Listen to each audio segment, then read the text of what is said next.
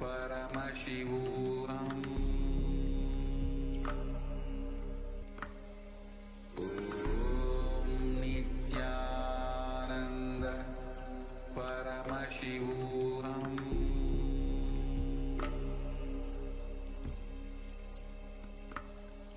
Om Nithyananda Nithyanandam Paramasukadam Kevalam Jnanamurtim Adidam Gagana Sadrisham Tattvamasyadhilaksham Ekam Nityam Vimalamachalam Sarvadhi Sakshi Bhutam Bhavaditam Trigunarahitam Sadgurum Tam Namami.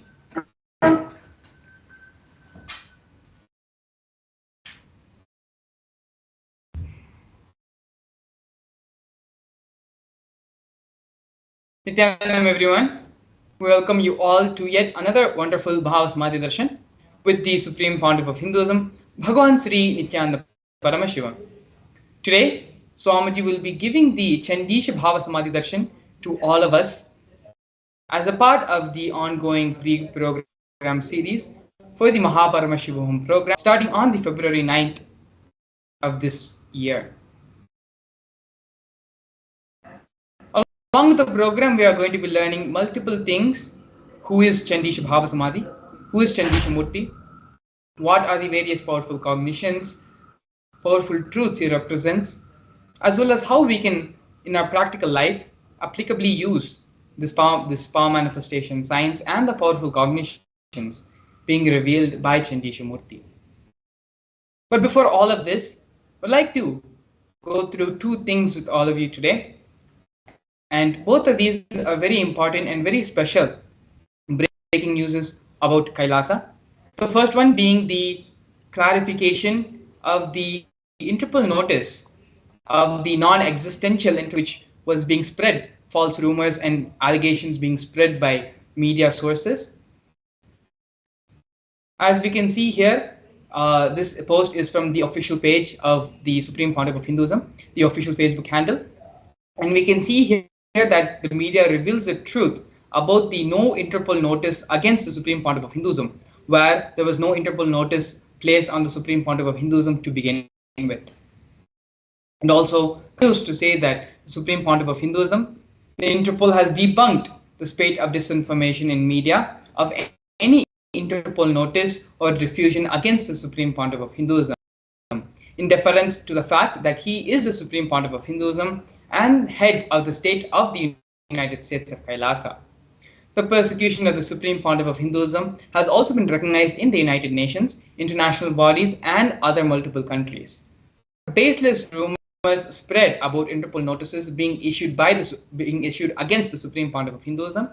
Media like the News Minute have revealed the truth of no Interpol notice against the Supreme Pontiff of Hinduism, along with clear evidences of letters directly from Interpol on the same matter.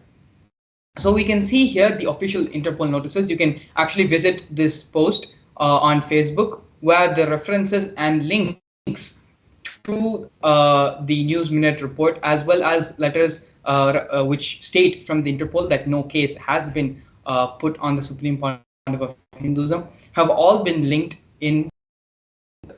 Yes, as you can see here, this is a version of the this is the snippet from the official report from Interpol saying that no issue has been placed on the Supreme Pontiff of Hinduism. All these detailed references and the news media outlet article all have been linked in the Supreme Pontiff of Hinduism's main Facebook page. And moving on to the next special breaking news from Kailasa, about Kailasa, is from the United Nations recognizing the persecution happening on the Supreme Pontiff of Hindu, on Kailasa's Nithyananda Gurukul, as well as Kailasa movement. The report on the special rapporteur on the sale and sexual exploitation of children, including child prostitution, child pornography, and other child sexual abuse material on reparation for child victims and survivors of sale and sexual exploitation. The weaponization of sexual violence targeting women and children, especially of minority traditions, is part of a more pervasive and systematic campaign targeting certain indigenous spiritual traditions, minority communities, and their leaders. One such indigenous spiritual tradition, currently targeted for extermination by the deep state elements in the Hindu aboriginal indigenous agriculture tribes, currently led by the Supreme Pontiff of Hinduism, Bhagwan Sri Nithyananda Paramashivam.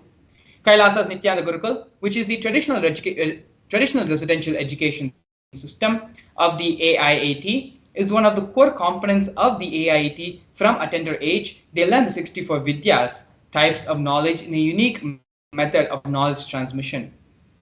Since the year 2010, deep state elements have forcibly and unlawfully shut down the indigenous Nithyananda Gurukuls, depriving several terrorist attacks continued, depriving several AIAT children of their fundamental human rights and right to education. Several terrorist attacks continue on the AIAT Gurukul schools and the children to destroy the Gurukul indigenous education system, ironically by the state bodies responsible for. And if you scroll down, you can see the links of from the official United Nations website, linking their website where these articles and reports have been published. Both of these newses have been presented and are available. You can visit Kailasa's Supreme Pontiff of Hinduism's official Facebook handle to see the posts, or you can visit the United Nations official website as well. Going to the Facebook post, the references and the links to all these reports and everything we have mentioned about Interpol nations recognizing the persecution, both are available on Facebook, and you can directly, from the Facebook post, visit these websites and channels to see for yourself the persecution being recognized by international bodies around the world, as well as expressing their support and solidarity with Kailasa and with the Supreme Pontiff of Hinduism. With this, we're going to be entering into the official introduction, the grand narrative of the Supreme Pontiff of Hinduism. The Supreme Pontiff of Hinduism was born on January 3rd, 1978 in the holy town of Tiruvannamalai in South India. At the tender age of 3, on the 17th of July 1981, the Supreme Pontiff of Hinduism was initiated into the Bala Sannyas, which is a ritualistic ceremony to initiate a young one into the monkhood as a child saint. This initiation was performed by masters and the predecessors of the Supreme Pontiff of Hinduism. The Supreme Pontiff of Hinduism was identified as incarnation by multiple enlightened beings, such as Yogi Yogananda Puri and masters like Vidwan Panduranganath and the 230th Guru Mahasanidhanam of the Tonde Mandaladinam of Kanchi Mutt. These are the various masters and enlightened beings who were part of the Supreme Pontiff of Hinduism's early childhood and nurtured the Supreme Pontiff of Hinduism for the grand mission the Supreme Pontiff of Hinduism is doing today. At the age of 16, the Supreme Pontiff of Hinduism was officially coronated as to revive Kailasa. You can see here the photograph of the Supreme Pontiff of Hinduism with his guru, Mata Vibhudananda Puri, who performed the official induction as the Supreme Pontiff of Hinduism as the successor into the lineage to revive Kailasa. This initiation happened, the coronation ceremony happened at the age of 16 for the Supreme Pontiff of Hinduism, and along with the induction as the successor, the traditional items of the kamandalu, the conch, and the wooden staff were all handed over from guru to disciple as part of the tradition. Here we are looking at the early days in the mission. In the left hand side corner, we see a black and white photo, which is the Supreme Pontiff of Hinduism in front of the first temple monastery complex the Supreme Pontiff of Hinduism built for his guru, Mahataji Vibhudananda Puri. This complex was built by the Supreme Pontiff of Hinduism personally by his own hand, brick by brick, and was built for Mata Vibhudananda Puri under the guidance of his gurus. Later in the year 2001, on April 14th, at the age of 23, the Supreme Pontiff of Hinduism, inaugurated the first Kailasa temple monastery complex in Tiruchengodu, South India. As you can see in the photo at the bottom left-hand most corner, the Supreme Pontiff of Hinduism's own handwritten annotation of the historic event was written on top of the photograph. A year later, on the 4th of November 2002, the Supreme Pontiff of Hinduism inaugurated and established the headquarters of Adi Kailasa Sarvagyapeetham. By the year 2004, at the age of 26, the Supreme Pontiff of Hinduism started conducting mass living enlightenment conventions all across the globe, taking people through powerful cleansing processes of the 7 energy bodies. These sessions, these conventions, initiations not only happened in India, but in various parts of the globe as well, including Europe, North America, Canada, and others. In the year 2007, in the year 2005, at the age of 27, the Supreme Pontiff of Hinduism was welcomed with the proclamation statement in St. Louis by Francis G. Slade, the mayor of St. Louis at that time. Here we can see more glimpses of the Supreme Pontiff of Hinduism conducting these mass living enlightenment initiations all across the globe, in Oklahoma, in various other places of North America and Europe.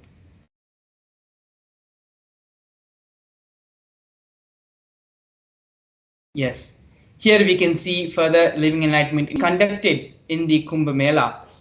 In the Kumbh Mela, which is a grand festival celebrated all over India. Here in the year 2015 in Nasik, you can see the Supreme Pontiff of Hinduism giving the living enlightenment initiations to thousands of people who have gathered. As the same in the year 2016 in the Ujjain Kumbh Mela, where even more people received this living enlightenment initiations. Now, we're going to be looking at the various coronations which have happened to the Supreme Pontiff of Hinduism. The first one being when the Supreme Pontiff of Hinduism was very young. Supreme Pontiff of Hinduism was coronated as the 233rd Guru Mahasannidhanam of Kanchi Tondemandaladinam. The next initiation, the next coronation, which the Supreme Pontiff of Hinduism received was in the year 2002 of the coronation as the incumbent emperor of the Suryavamshi Surangi Samrajya. In the following years, the Supreme Pontiff of Hinduism was coronated as the present 23rd Guru Mahasannidhanam of Dharmamukti Adinam. In the year 2012, the Supreme Pontiff of Hinduism was coronated as the Kailasonata as the 293rd Jagat Guru Mahasannidhanam of Kailasonata Shyamalapita Sarvagyapeetham in Madurai. In the year 2013, the Supreme Pontiff of Hinduism was coronated as the Mahamandaleshwar of Mahanirvani Akhada, which is the oldest, largest apex monastic order. In the year 2014, the Supreme Pontiff of Hinduism was coronated as the Acharya Mahamandaleshwar of the Atal Akhada, which is the head of all spiritual leaders and is the most ancient apex body of Hinduism. In the year 2015, the Supreme Pontiff of Hinduism was elected as the Supreme Pontiff of Hinduism by a congregation of over 1,000 spiritual leaders and pontiffs.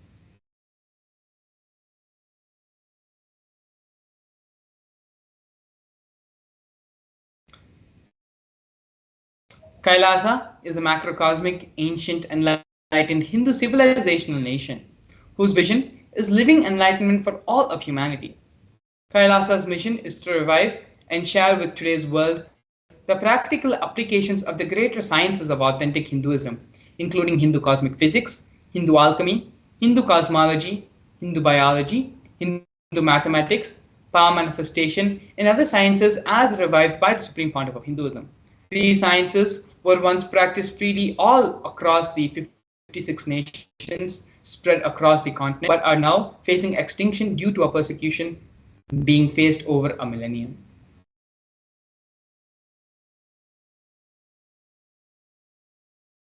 Here we can now see the Sri Kailasa Uniting Nations and the initiatives which they have performed.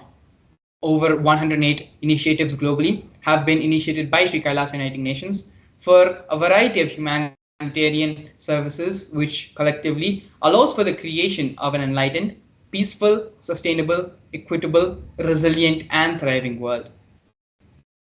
One of these many projects which we are going to be looking at right now is the No Hungry Home project offered by Sri Kailasa Uniting Nation, nutritious work for nutritious food and a hunger-free world.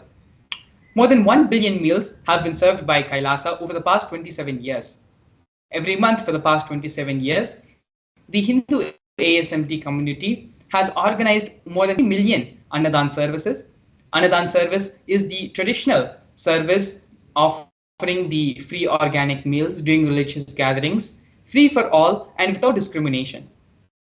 More than 10,000 meals are served on a daily basis, and on festival days, this number increases to 100,000 meals, all served free of cost and without discrimination. As you can see here in these photos, the Supreme Pontiff of Hinduism himself is involved in the Annadan service. He personally, with his own hands, serving the devotees, disciples, and various people who have come to receive the Annadan service.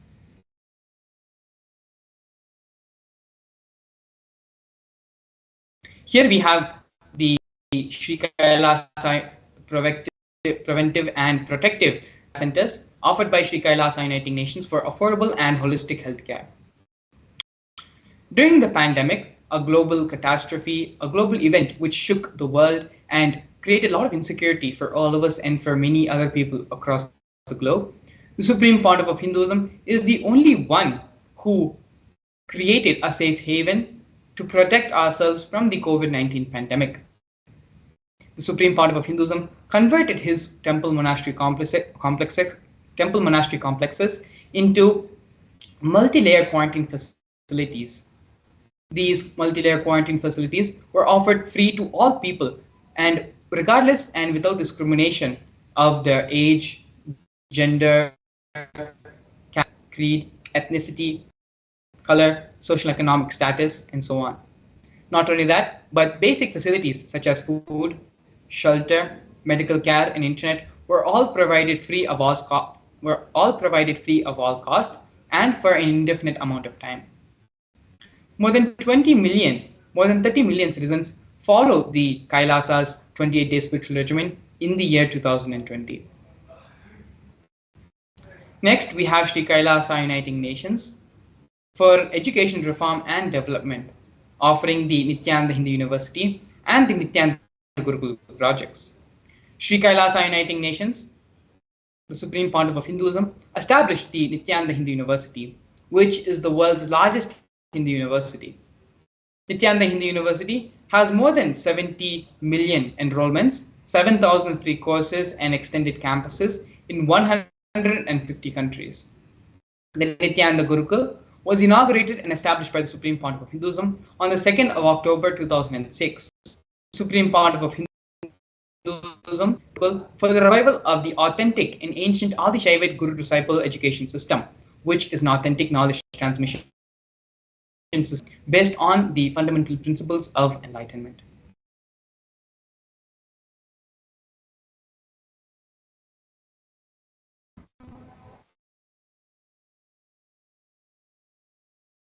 Next, we can see here Sri Kailasa's Uniting Nations projects for protecting the Hindu scriptures.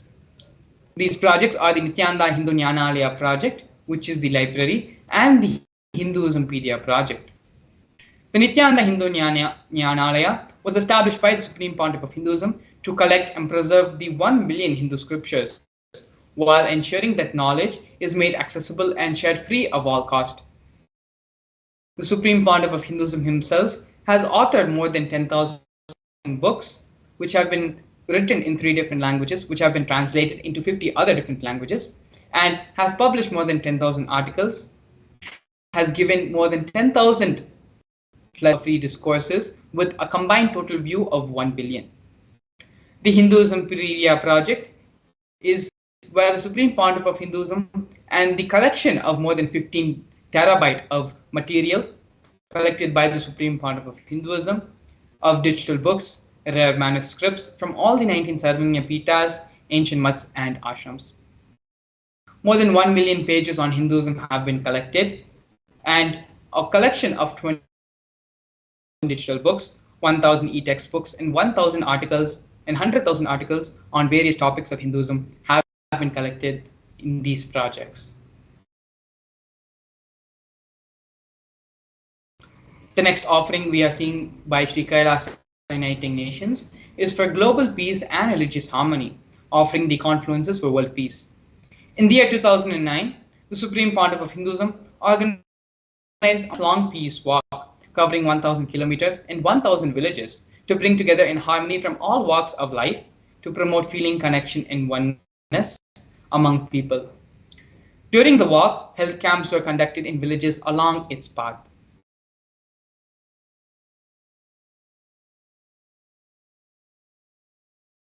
The next project which we are looking at right now is the Women Empowerment Programs offered by Sri Kailasa Uniting Nations for feminine empowerment and gender equality. One of the first projects which we are seeing here is the Kailasa's Yogini Sarvini Peetham, which was established by the Supreme Pontiff of Hinduism as various yoga and meditation universities to empower the quality of life and emphasis on life solutions through the Vedas and Agamas, empowering the indigenous rural women, fighting against wrongful gender stereotyping, gender-based violence, and lack of inclusive and quality learning education. Some of these initiatives include Kailasa's Nithyananda Lakshmi, which is a microfinancing project, Kailasa's Women Foundation and Women Empowerment Self-Help Centers, which have been launched in 108 different places across the globe since its initiation in 2009. We have Kailasa's Ankita program, providing foundational literacy about the working of basic community services and infrastructural establishments, as well as Kailasa's Ashraya program, providing vocational training programs to rural and indigenous women, opportunities and access to independent, self-sufficient financial environments for them. Not only this, but the Supreme Pontiff of Hinduism has revived the Vedic feminism in Kailasa, where more than 80% of leadership positions are occupied by women.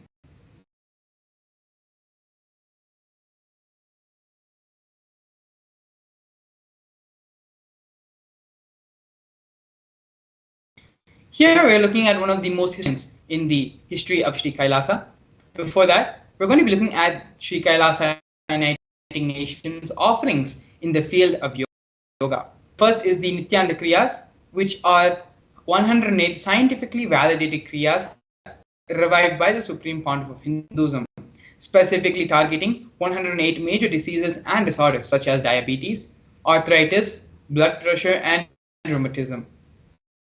The next is Kailasa's Shivastamba Yoga and Kundalini Rajju Yoga. Both are ancient forms of yoga which were revived by the Supreme Pontiff of Hinduism. These different types of yoga, in which yogic asanas, postures, and weight balancing techniques are performed to create the yogic physiology, aligning it to the cosmic geometry to manifest superconscious powers in all of us. Not only that, but the Supreme Pontiff of Hinduism was awarded 2 Guinness World Records for the largest rope yoga and Kundalini Rajju Yoga, pole yoga, Shivastamba Yoga classes, bringing worldwide attention to these extraordinary forms of yoga. These Guinness World Records were received by the Supreme Pontiff of Hinduism on the 30th of September and 3rd of October, respectively.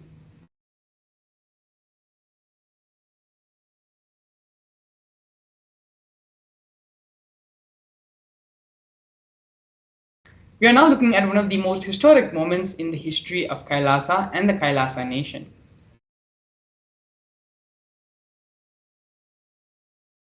As you can see here, Kailasa, the first nation of Hindus, led by the Supreme Pontiff of Hinduism, Bhagavan Sri Nithyananda Paramashivam, spoke on behalf of 2 billion Hindus globally, the Hindu diaspora, at the 14th session of the United Nations Forum on Minority Issues.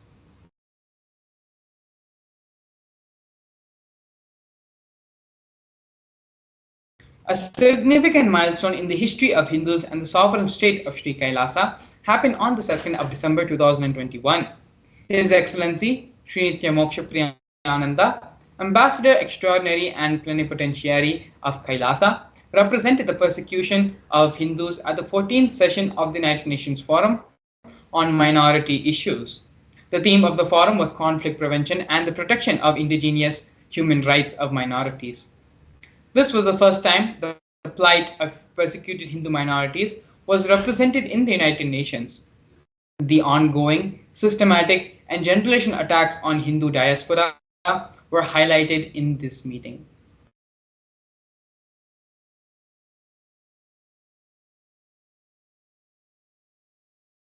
We are now looking at the torture and murder attempts by the state and non-state actors on the Supreme Pontiff of Hinduism. More than 70 assassination attempts in India and physical attacks in the Supreme Pontiff of Hinduism, both in India and abroad, have been attempted. 40 attacks on community members, destruction of monasteries and temples, 30 incidences of attacks of molestation and rape of women and women monks, intense lawfare through the 100 false legal cases, all but one are dismissed. The entire government mechanism, politically owned media, police, judiciary control, the inciting of mobs through the social media. All of these are just but a few of the many different lawfare techniques and illegal persecution ways through which the Supreme Pontiff of Hinduism was illegally persecuted.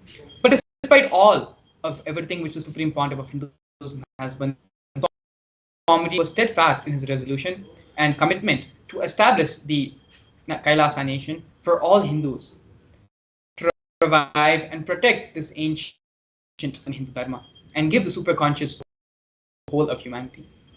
One of the important ways the Supreme Pontiff of Hinduism is reviving Hinduism as well as giving the superconscious breakthrough to the whole of humanity is through the power manifestation science. The manifestation science was established by the Supreme Pontiff of Hinduism and dates back its originality in the scriptures of Vedas and Agamas. In the next segment, we're going to be learning more about the science of power manifestation, as well as learning the scriptural reference for these powers, the 463 powers mentioned by Paramashiva in the Veda Agamas. Not only that, but we are also going to be seeing a live demonstration of the power of third eye in consciousness over matter. So please stay tuned. We'll be back with you after a short break. A more intelligently connected world leads to a brighter future. An enlightened humanity leads to a better world. During the Paramashivam program, we help people to discover their superhuman possibilities and help them to find and achieve the true purpose of their birth by giving them the techniques, practices, and methodologies from the Veda Agamas, the original source scriptures of Hinduism. The Supreme Pontiff of Hinduism is reviving the ancient original Vedas and Agamas in all its glory, in a user-friendly way for the modern mind. The Supreme Pontiff of Hinduism is transforming human beings into divine beings, reviving, initiating, and replicating the 463 powers from the Agamas revealed by Paramashiva. The Supreme Pontiff of Hinduism is not just giving solutions for every problem man faces, but is making them irrelevant to their lives by transforming human beings into divine beings. Listen. Any argument presented by your mind, body, your present reality to establish you are not Paramashiva. You are not omniscient, omnipotent, omnipresent.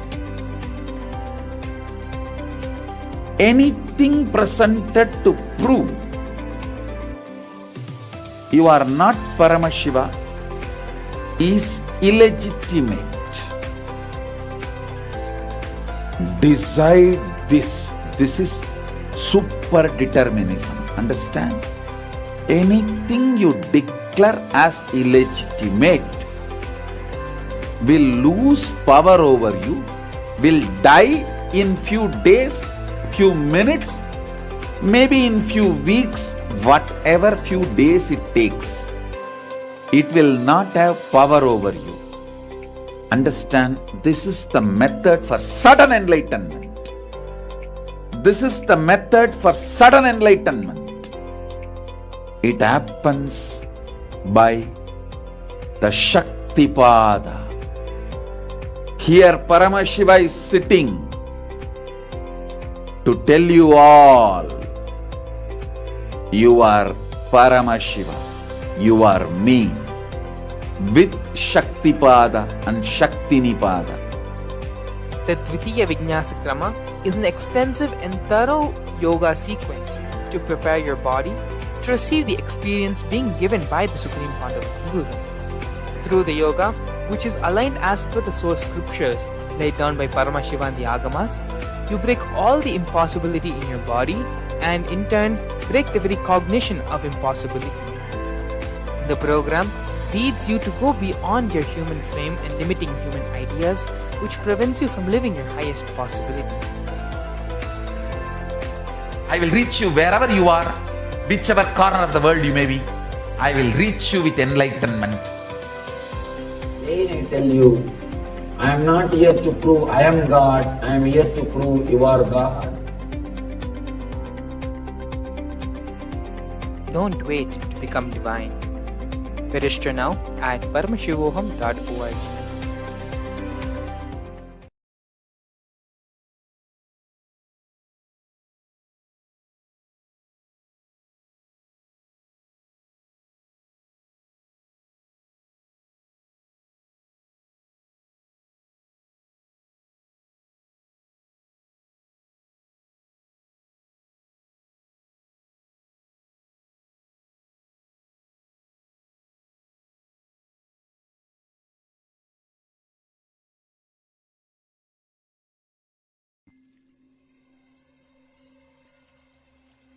I welcome you all with my love and respect.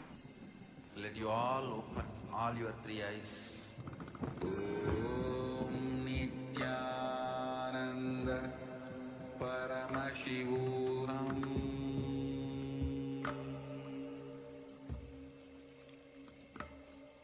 Om Nithyananda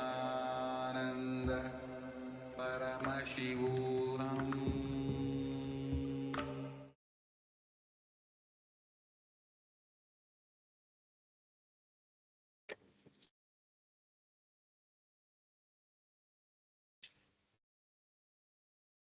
Yes, so we welcome all the viewers back to the session. Now will be, before we enter into the power manifestation, we want to reiterate the beautiful victories that the Kailasa has got after from the happenings that have been good auspicious happenings that have happened. So we want to share the two great happenings that have been um, which have happened for Kailasa in the past few days. So first is the Interpol notice. The what the Interpol has given a statement supporting Kailasa and saying that Kailasa and the Supreme Founder of Hinduism is has known there is no any sort of notice which has been given against the Supreme Founder of Hinduism, and Interpol stands supporting Kailasa and accepts that Kailasa, that the Supreme Founder of Hinduism is helping humanity. And we also have the detailed reports and pictures and links which have been given in the description. All the viewers can take few minutes to read those things which have been given, and also share this with all your friends and family and tell them the truth about Kailasa and spread this truth to everyone so that everyone also knows the real truth and starts to understand that the Kailasa, how Kailasa is standing for Hinduism and at the large standing for humanity.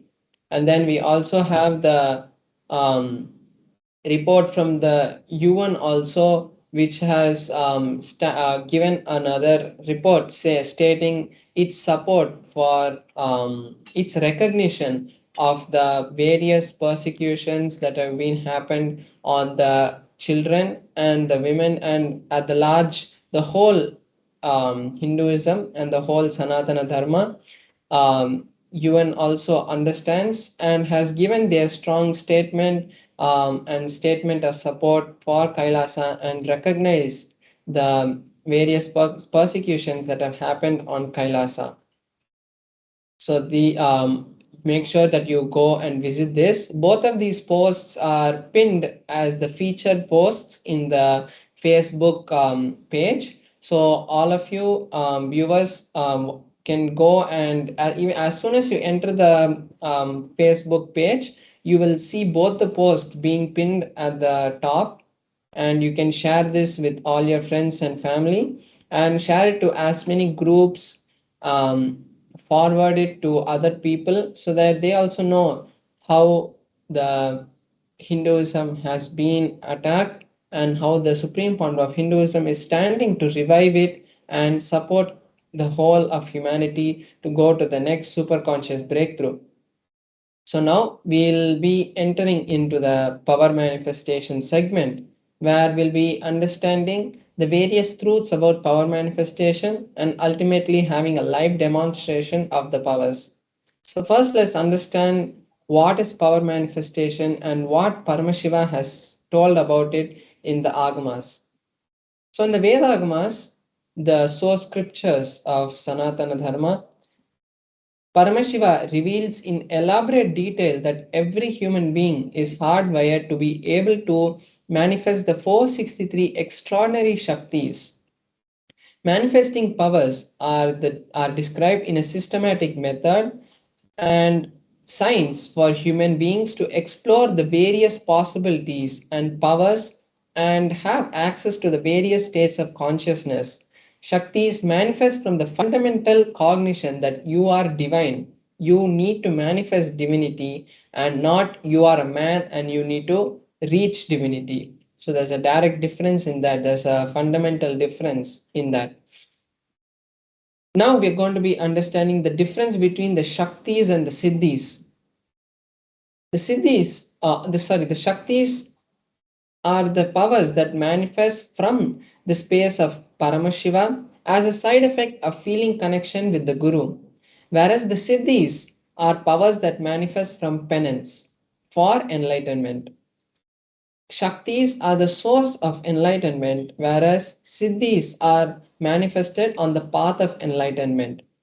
Then the Shaktis manifest in every ordinary human after initiation from the living incarnation, whereas the Siddhis only prevent us from attaining enlightenment. They divert us, not prevent, they divert us from enlightenment. And the Shaktis are permanent, whereas the Siddhis are not permanent. Now we are going to see the various ways these powers are validated scientifically and foolproofed to be manifested by every human. There are four different ways the manifestation is validated. There's the Shastra Pramana, the scriptural references, the direct revelations of Paramashiva, what Paramashiva has given to us in the Vedas and the Agamas. So that is the Shastra Pramana. The Apta Pramana is the time-tested, foolproof experiences and happenings that have happened in the past from the times of the ancient rishis who were the scientists and who gave us these high level knowledge, scientific knowledge about everything that we know, and recent most masters like Maharishi, Vivekananda, Ramakrishna, and all these great masters who came before us. Then we have the Atma Pramana, the experiences of the Supreme Founder of Hinduism, which have been validated and verified with the Shastra Pramana and the Apta Pramana. Then we have the Pratyaksha Pramana, which is the scientific study of these powers, what science is able to understand and derive from this power manifestation.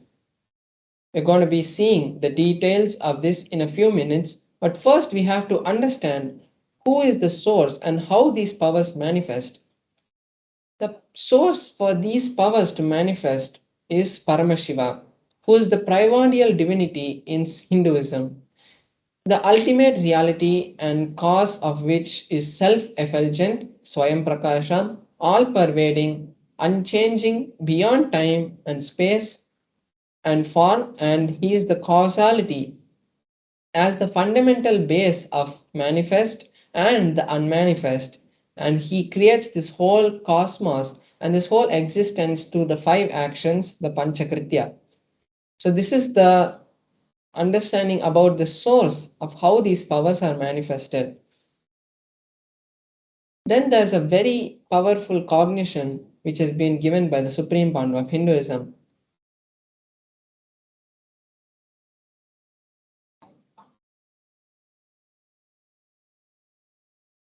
When the Shaktis, when the truths, the powerful cognitions, which are the jnana, which is mapped into the consciousness, the prajna, it manifests as possibilities and powers of every being. Now we are going to be seeing the details of each of the pramana one by one and understand what Paramashiva has given to us. So first we are seeing the Shastra pramana for the power of the third eye, which is the source. The third eye is the main center in our body which actually allows the Paramashiva energy to flow through us.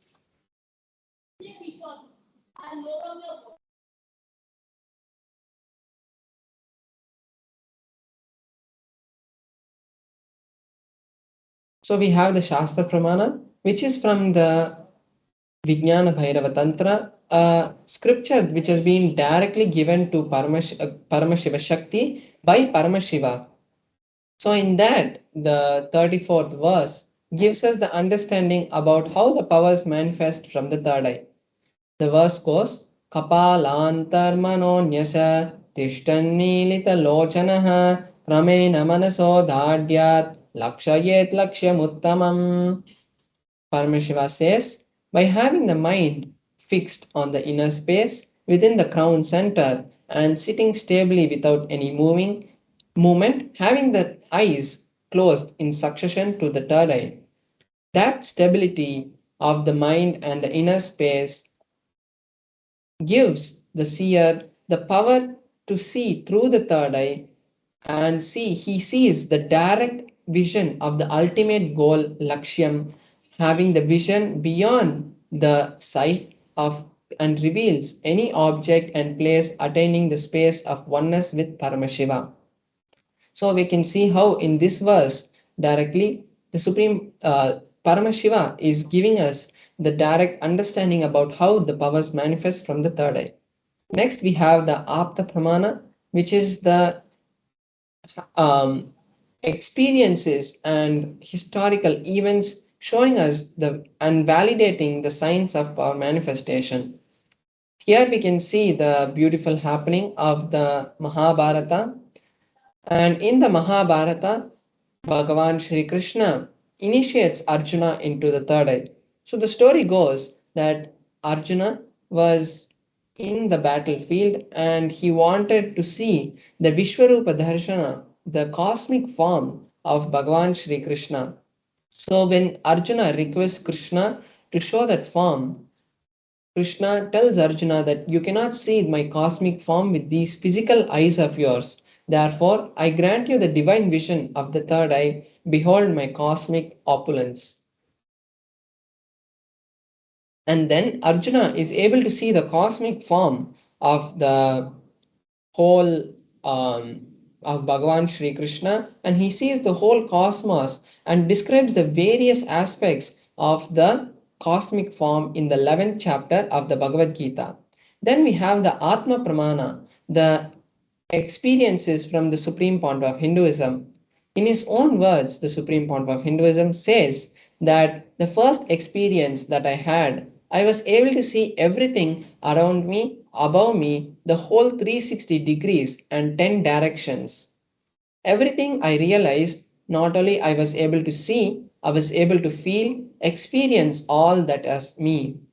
So we can see here how the supreme point of Hinduism's experience matched directly to the Shastra Pramana. Here we are seeing the scientific evidence, the Pratyaksha Pramana, which has been manifested, which has been revealed to us by the scientific research which has been conducted directly on the Supreme Pontiff of Hinduism. So here we can see a study was conducted on the Supreme Pontiff of Hinduism, and they had conducted the positron emission tomography test on the Supreme Pontiff of Hinduism, and when they did that they saw high level of brain activity from the place of the third eye, which is in the frontal lobe. So they were able to see high amount of energy and high frequency waves being emitted from the third eye of the Supreme Pontiff of Hinduism. And this same results has been replicated in the Balasans and various other yogis who have manifested this power. Here we can see now we are going to enter into the one of the powers that manifests from the space of the third eye, which is the power of consciousness over matter. The power is from the Vijnana Bhairava Tantra, Sutra 120, Dharana 95. The verse goes, Kvachid vastuni vinyasya shanay drishtim nivartayet tajnanam chitta sahitam devi shunyalayo bhavet. Paramashiva says, having fixed one's eyes on a particular object, Vastu, one should slowly eliminate and withdraw the sight from that object as well as slowly eliminate the knowledge and the impressions of that object. Then, O Devi, one abides in Shunya, the state where there is nothing other than this exists, which is the state of all inclusiveness and infinity. So here we can see how Paramashiva has given us a beautiful detailed step-by-step procedure for how the power of consciousness over matter manifests in every one of us. Now we are going to be having a live demonstration of this power where I'll be demonstrating this power of consciousness over matter to all of you so that we can all experience the space and the powers of Paramashiva. And now how we'll be manifesting this power is I will be placing my hand on a flat surface and the Atmalinga will be placed on my hand. And then by the connection and the oneness with Paramashiva, I will be making the Atmalinga to stand. So the goal of this power is not just making the Atmalinga stand, but it is ultimately allowing Paramashiva to flow through us. Because when we manifest powers, we are ultimately creating the high state of consciousness with Paramashiva, which is creating a strong environment to create the reality and create the field of oneness in all the viewers watching it so that you can manifest your realities. So now I'll be showing the close up. I welcome you all with my love and respect. Let you all open all your three eyes. Om Nithyananda Paramashivam.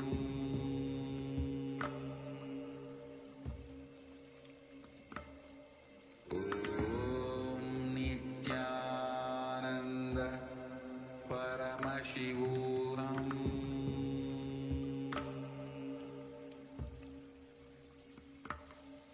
Om Nithyananda Paramashivam.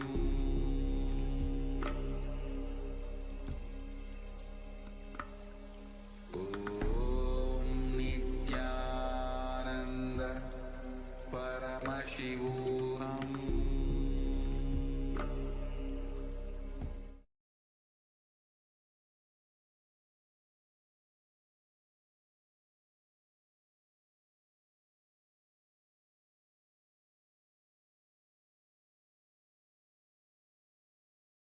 Yes, so now we can see my Atmalinga. So now we can, as we know, the Atmalinga is made out of a crystalline material.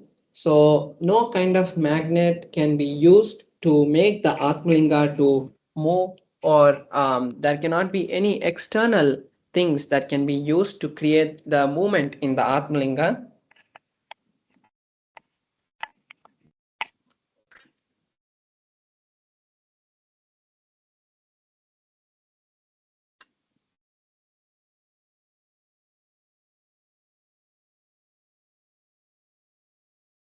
and then that there is there's nothing in my hand which can which is there which can be used to make the Atmalinga to move.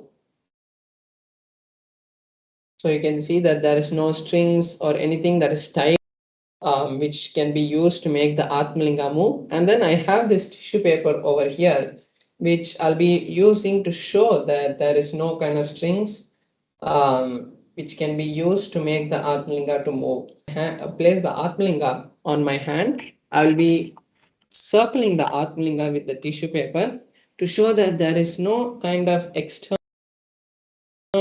thing which is being used to pull the Atmalinga or anything.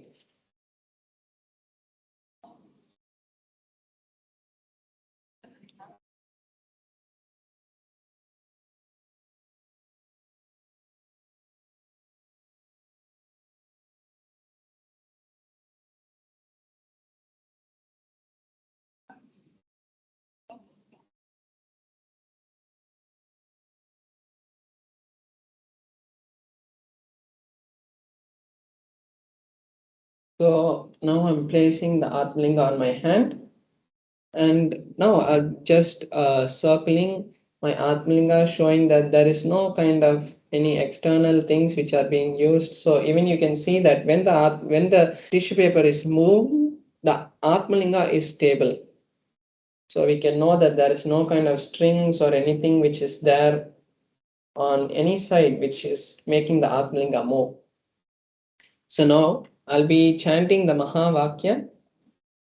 And when I chant the Mahavakya, all of the viewers watching us now can also chant along. Now I'll be connecting with Paramashivam, and this is the best time all of you can also use to create any reality that you want, so that when I am creating the space of oneness with Paramashivam, it will also be affecting you because we are all entangled now. And as you are watching this same mirror neurons which are being created, the neurological pathways which are being used to create this effect, because when these kind of power manifestations manifest, we have seen high amount of gamma waves and emitted from the brain.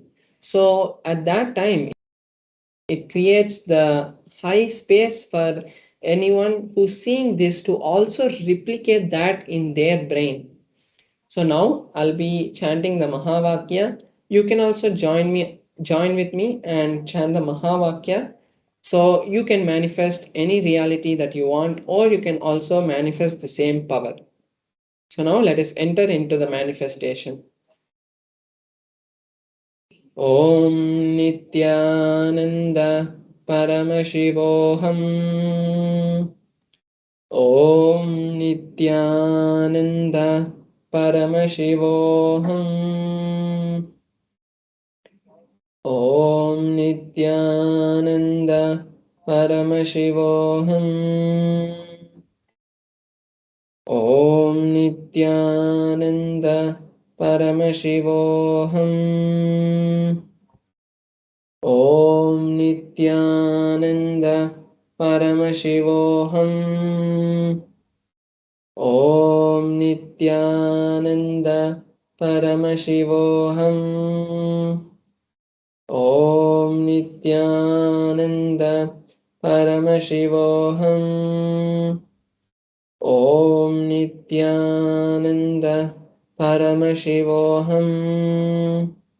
Om Nithyananda Paramashivoham.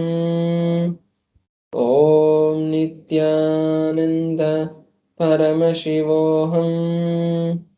Om Nithyananda Paramashivoham. Om Nithyananda Param. Om Nithyananda Paramashivoham. Om Nithyananda Paramashivoham.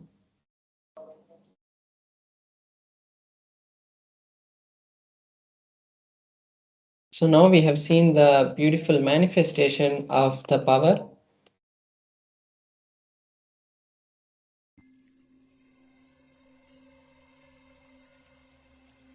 I welcome you all with my love and respect.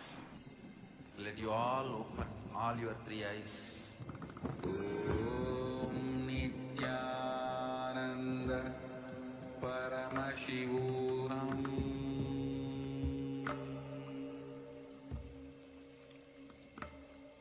Om Nithyananda Paramashivam.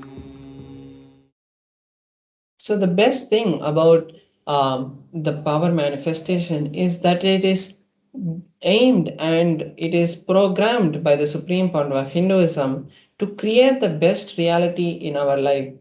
It will never take us to any of the wrong paths, and it is focused only on creating a better life for humanity to live in a more enlightened world. As now we see so much of happening outside, so much of violence, so much of negativity happening around us. It is the best time that we can take to charge ourselves with the most powerful tools to create the best reality in all our lives. So that is why the Supreme Founder of Hinduism has given us the beautiful opportunity to be part of the Mahaparamashivoham. Because that the Supreme Founder of Hinduism is directly giving participants the opportunity and the tools required to create the best life they want. The amazing initiations and that the participants have had is there's no words to tell that. Like people who have been not able to sit for 50 years has just sat in 2 days after attending the program, and people have become have been able to raise almost $100,000 in just 2 weeks. So these kind of amazing manifestations are happening, and it's not some kind of magic which the Supreme Founder of Hinduism is doing. He is giving us the signs of becoming Paramashiva. So all of you can also.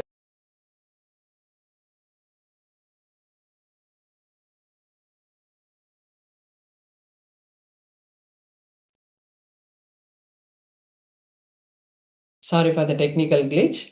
Yes, so I was saying that the Supreme Point of Hinduism is not doing it for us. He is giving us the tools to become Paramashiva. So we have the QR code which is there. You can scan it with either your Android or Apple phone, and it will take you directly to the link paramashivoham.org, and you can just search, or if you want you can just search in Google Paramashivoham program registration, and you should land up in the Kailasa's events page, website home page, landing page, and there you will also have the to go to the registrations page where you can create the intention. Because when you create an intention for the betterment of your life, the cosmos always is there to support you. And when you create an intention, you are seeing the reality manifest. And when you see the reality manifest, you are creating that strong belief and cognition in you that I am manifesting the reality of Mahaparamashivoham. So now you can all take this beautiful time to register yourself and your family into this powerful program which is going to change your life forever. Now we'll be entering into a beautiful session with the Supreme Founder of Hinduism, where he will be giving us various understandings about reactionary assumptions. What is this reactionary assumptions and how it is so crucial about these in our life? Because the reactionary assumptions which we take at these kind of at critical moments in our life is the thing that turns our life into the most hardest times of our life. So when we know how to react and act at those times, we will be able to make more clear decisions and have a more better life in the space of Paramashivoham. So now we'll be entering into that video, and before that I request all the participants to sit with your head, neck and spine in a straight line. Sit in either Padmasana, Sukhasana, or if you think no, I can't sit like that, it's fine. But the supreme point of Hinduism has given us the teaching that when we sit in these kind of yogic postures, the listening and the amount of knowledge which is being transferred through the cognitions of the supreme part of Hinduism will be even more stronger, because we'll be in a more state, in a higher state of listening. So that's the bring yourself to the space of listening and make sure that you take notes of all these truths which are being revealed by the supreme point of Hinduism, so that it becomes a knowledge bank for you, so that whenever you're in a space of powerlessness, the teachings and the truths and the powerful cognitions of the supreme point of Hinduism will directly be a pillar to raise you back to the space of Paramashivoham. So now let us sit straight with our head, neck and spine in a straight line. Let us come to the space of listening, and now let us enter into the video.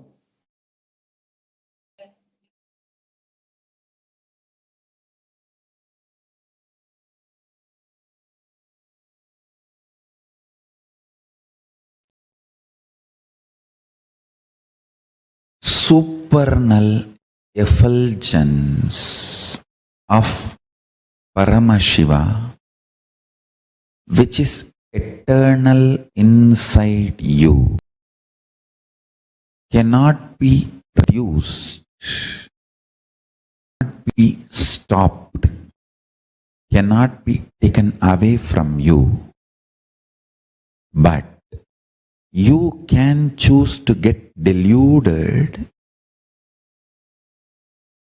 in reactionary assumption patterns and reactionary assumption lifestyle and reactionary assumption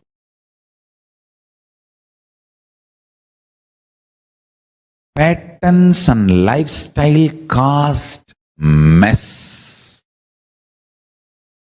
Understand? The reactionary assumptions patterns, reactionary assumptions lifestyle, and the mess caused by reactionary assumptions and that lifestyle.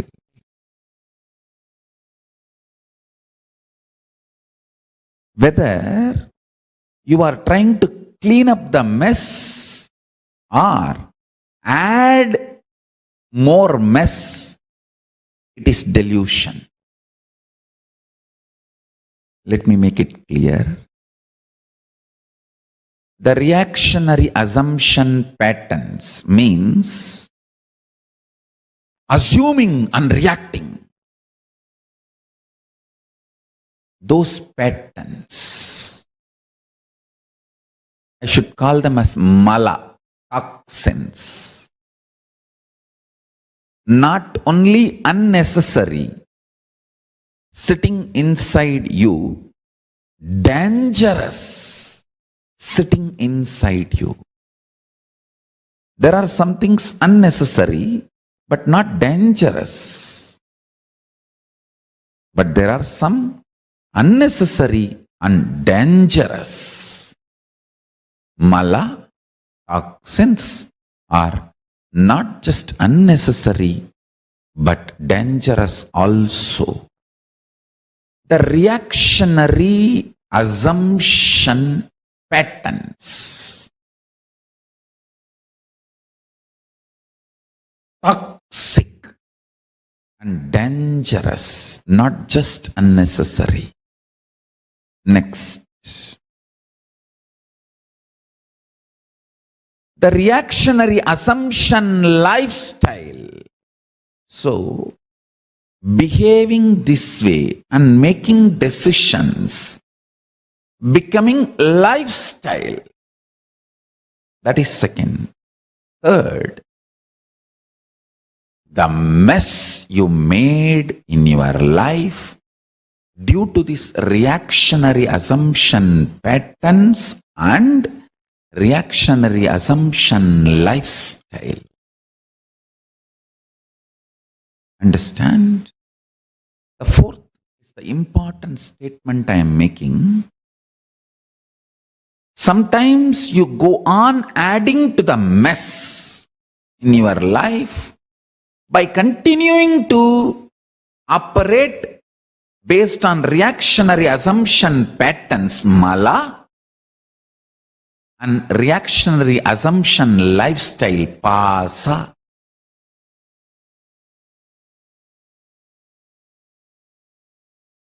If you are adding more and more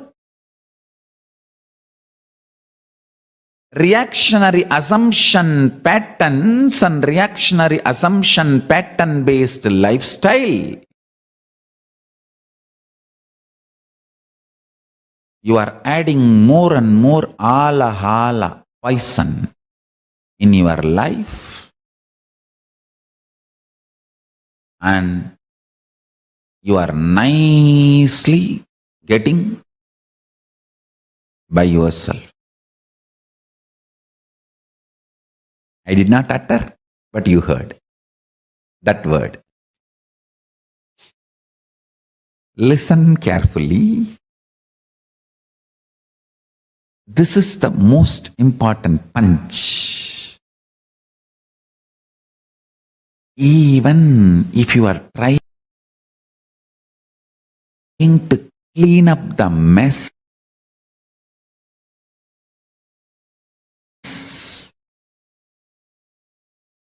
created by the reactionary assumption lifestyle,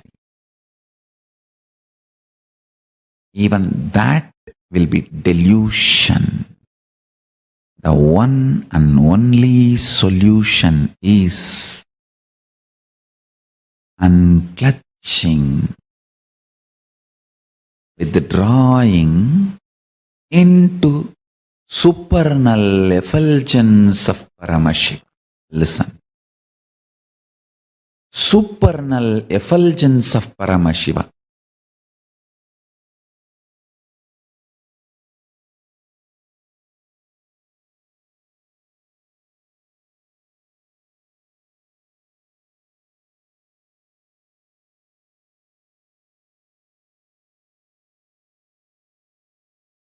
Unclutching, Nirvikalpa Samadhi, applying the Ishana principles, liberating cognitions, liberation principles. Yesterday's satsang, I gave a very simple method. If you just internally tell yourself, okay, I am not going to struggle anymore with this business which is torturing me, with this job which is torturing me, with the relationship which is suffocating me. I am declaring and I am withdrawing. Even if you take a conscious, I am not saying divorce, I am not saying resign the job, I am not saying sell the company, no. I am saying decide to create an inner space for yourself where you are not constantly functioning out of reactionary assumptions. This is what I call liberating cognitions, liberation principles. Withdraw. For 2 days till, I am not going to get involved. Let me have my space. Let me sit with supernal effulgence of Paramashiva. Whenever you are continuously in the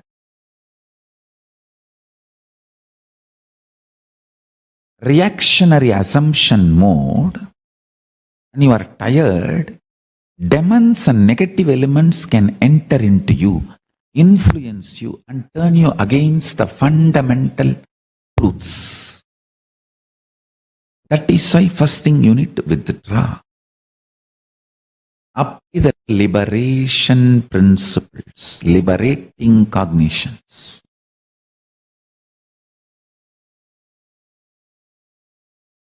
Once you withdraw, you will know why you are still in that job, why you are still in that relationship, why you are still in that career, without reactionary assumptions and suffocations.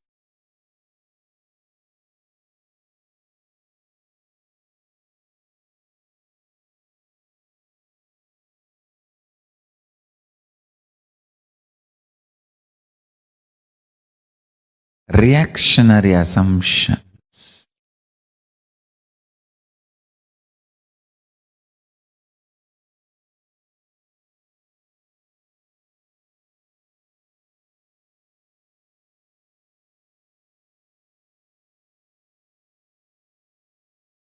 After withdrawal and understanding, even if you want to continue that job, that relationship, that profession, that career, you will take responsibility for that lifestyle, for that decision. You will not be cursing anyone. You will not be suffocating yourself. You will not be torturing yourself and the other person. Withdrawing from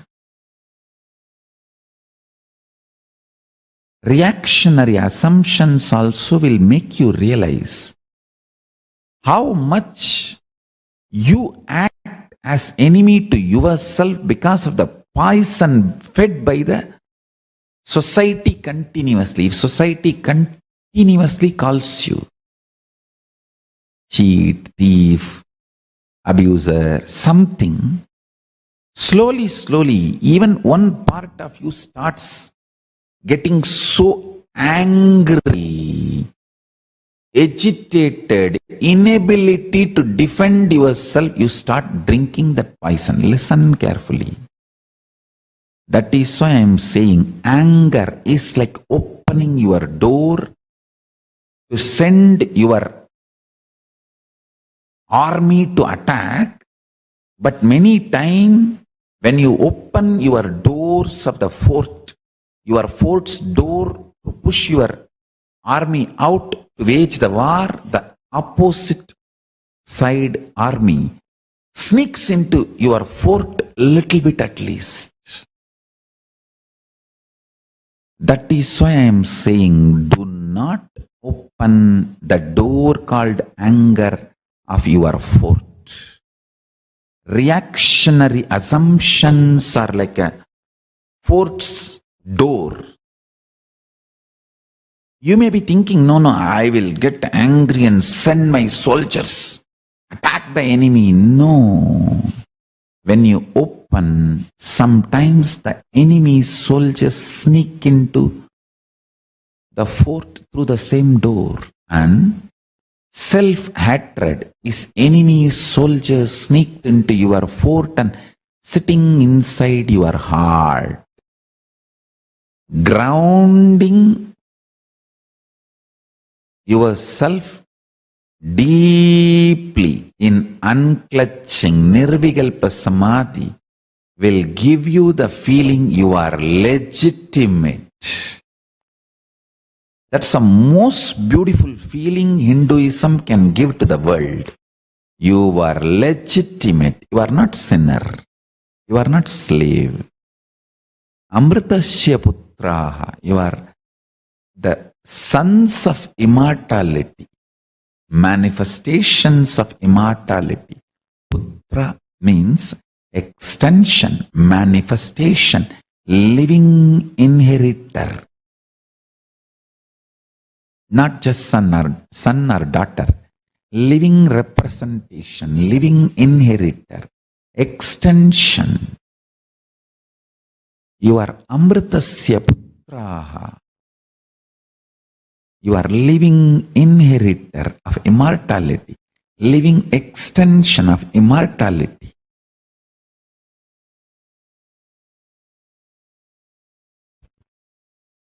I'll give you this insight. Listen to this.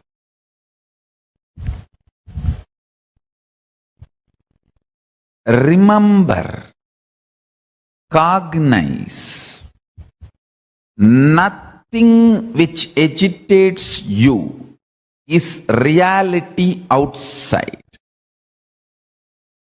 When I say nothing, nothing. Really, really, really.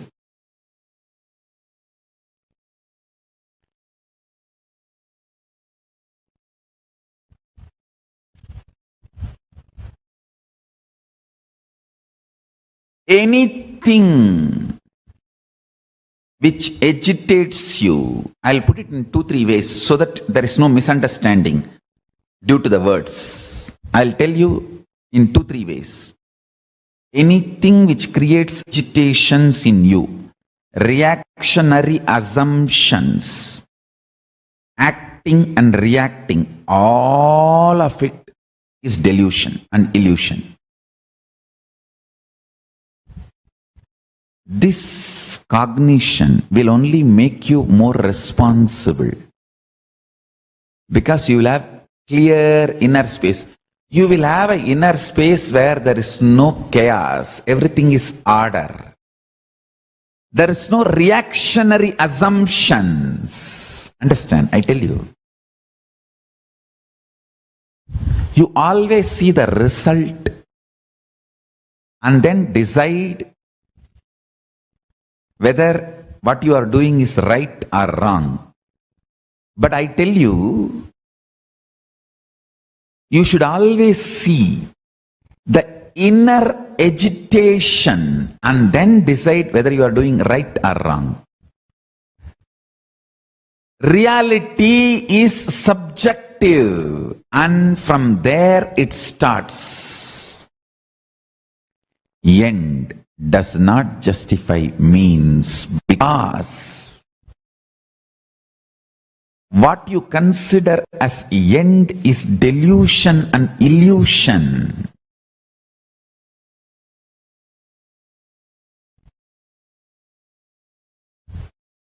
Be grounded on subjective reality. From there, when you manifest, actually I tell you, if you understand this one truth, this one cognition, today you are liberated from all delusion, agitation, suffering, pain, problems. You know, everything, all the agitation, reactionary assumption, pain, patterns, powerlessness, everything is like a small wave on the surface of you. But inside you have a deep, powerful space, Paramashanta Swarupa. Absolute Paramashanta Swarupa. I tell you. Paramashanta Swarupa.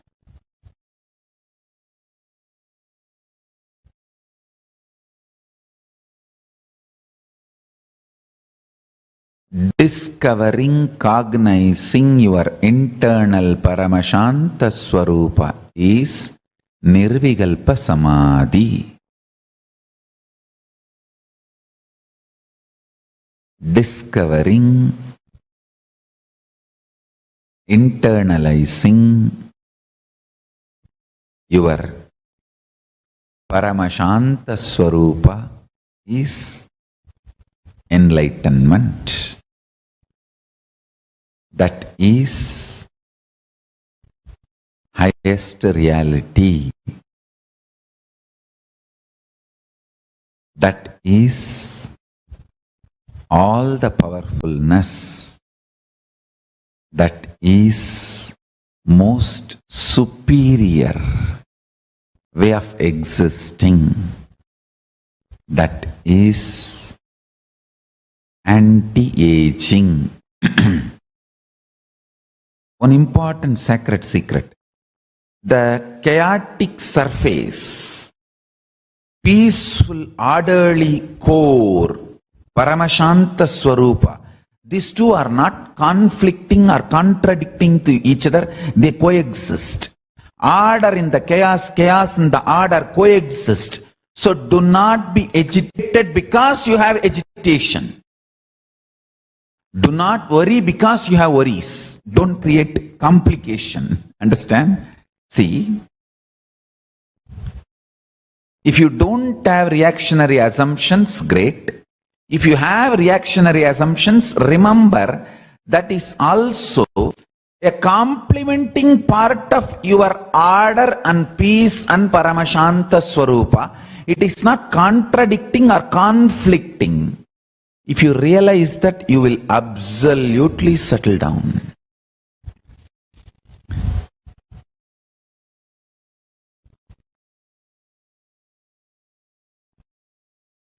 That settling space will help you to do what is right from subjective reality.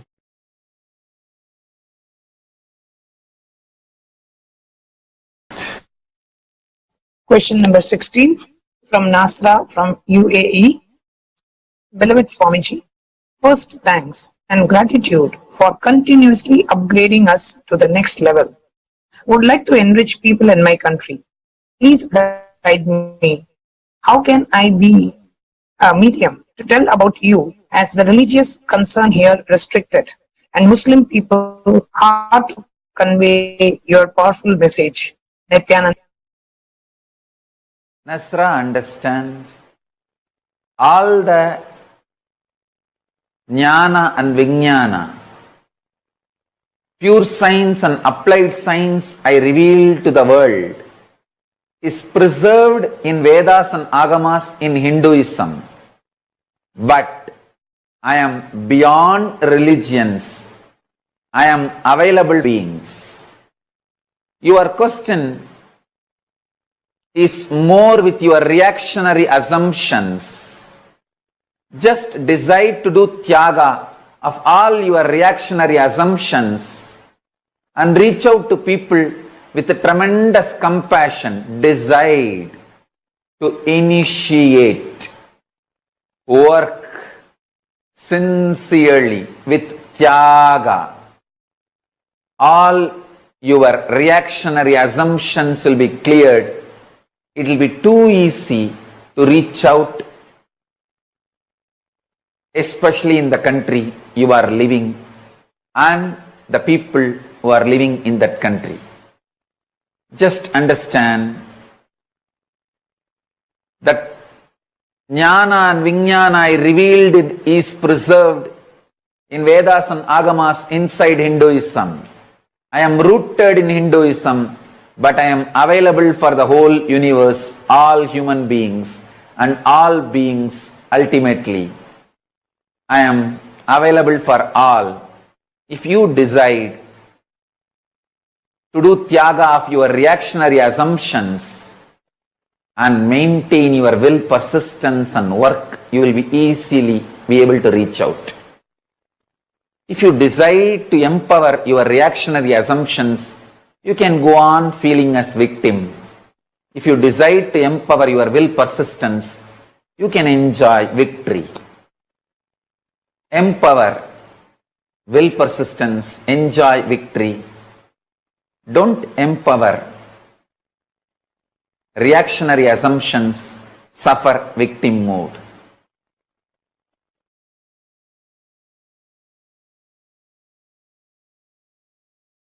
Let me now come back to today's message. You associating yourself more and more with cosmos, existence of you. As I told, you have 25 faces. One face is your body. That's only one dimension of you, one face of you. Your cosmos is one more face of you.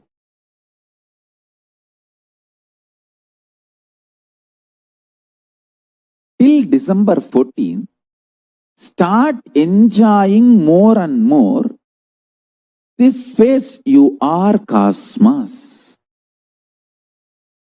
Because in cosmos, intense, accelerated expansion is happening. So if you connect with that, that will start happening in you also. In your body, in your mind, in your consciousness, whatever you think as you. Your relationships, your wealth, your health, your money, your bank balance will increase, your power manifestation will happen more. You will have beautiful people around you. You will have happy relationships. You will have smiley conversations, giggly time spent with friends, family, relatives, and lots of sweet, beautiful, auspicious things will be happening. I tell you.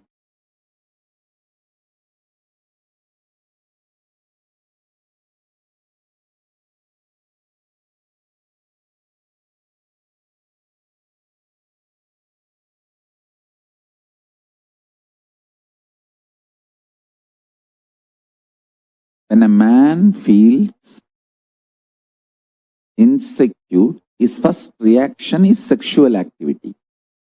When a woman feels insecure, the first reaction is frightening, terrifying, fear, and destroying everything, doubting everything around her due to that fear. Understand?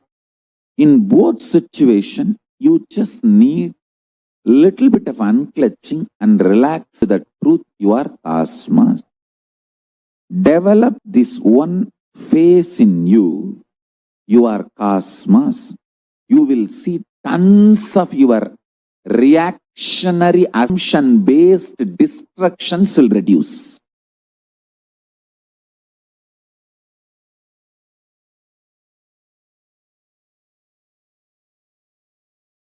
All women, if you teach your man, he is cosmos, and help him to unclutch, you will not be harassed,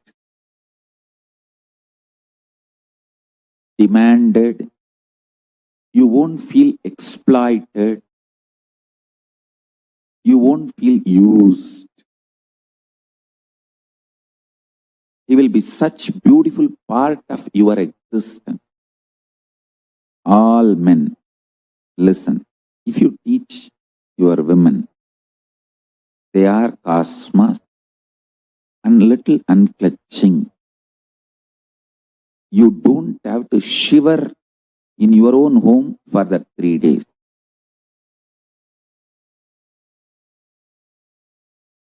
You don't have to be shivering,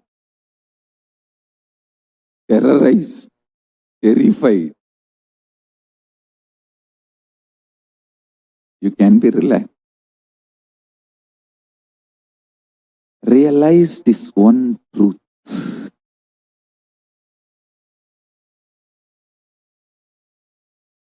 At least till December 14, add in you more and more understanding your cosmos. Add everyone around you in their life also. Support them to understand their cosmos.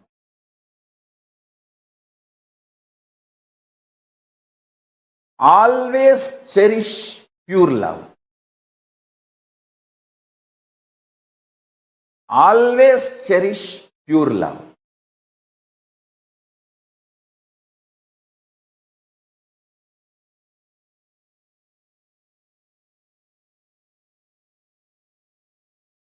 Pure love is pure tyaga.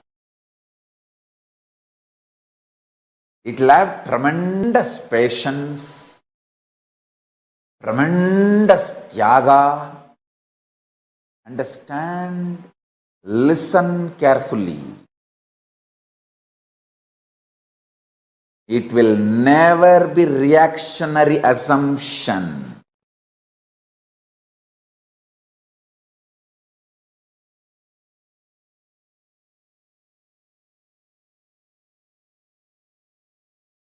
You will have tremendous tyaga for Paramashiva, and you will have the patience for Paramashiva to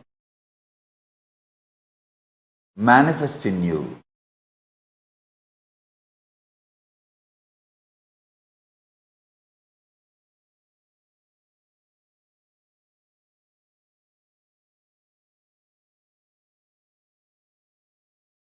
I tell you,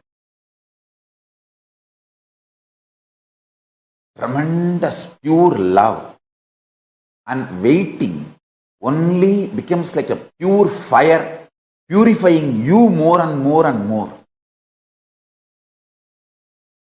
It's like when we make bhasma, we first burn the cow dung. And that ash also again we mix with the ghee, make ball, and ash is burnt again to make it more fine. In Tamil we call it pudambodudal.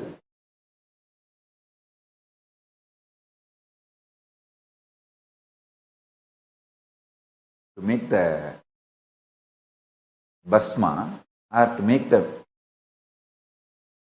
herbal medicines or Siddha medicines in Siddha Ayurveda traditions. The Hindu medicine, all Hindu medicinal methods use this methodology called pudambodudal. Ashes will be burnt again and again, multiple way.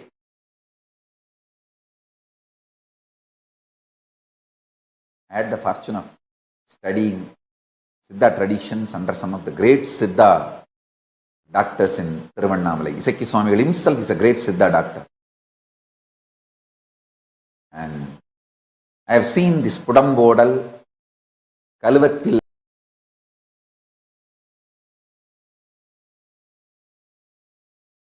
all this process I have seen.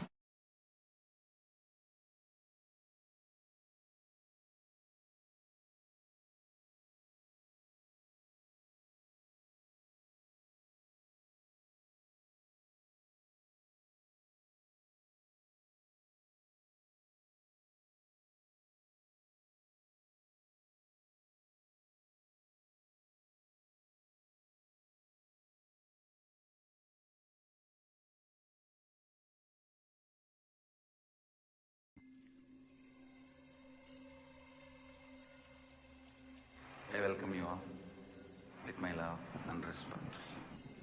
Let you all open all your three eyes. Om Nithyananda Paramashivam.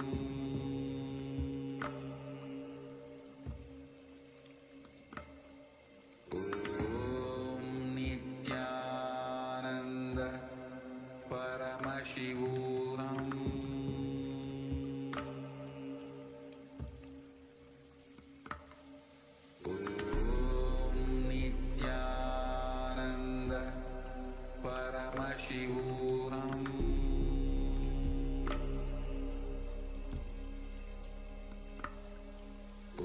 Om Nithyananda Paramashivam.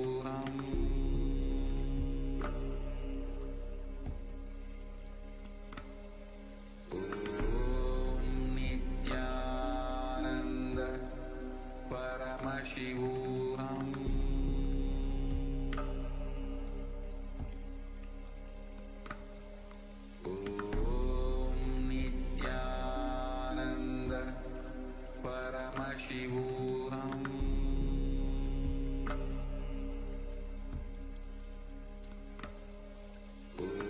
Om Nithyananda Paramashivam.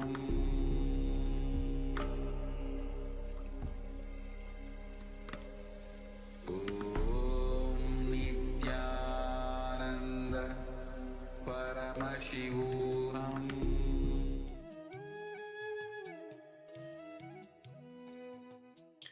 Nithyananda, everyone. We're back. Beautifully, Swamiji explained about the reactionary assumptions and the fundamental root why we are suffering so much in our life. Why? Even though we think that we are doing good, we think that our actions are reasonable, we still feel like we are suffering unnecessarily. we are going through so many problems which are not required in our life, which even we feel sometimes that what did we do to deserve this? The answer for all these questions is reactionary assumptions. For everything which happens in our life, instead of acting to it, if you look now into your life, into your past, even things which may have even happened today, since morning, if you deeply analyze it, you will find that all the conflicts, all the sufferings, all the incompletions which were created in those moments happened because you reacted to a situation and did not act out of the situation. There's a big difference between reaction and acting.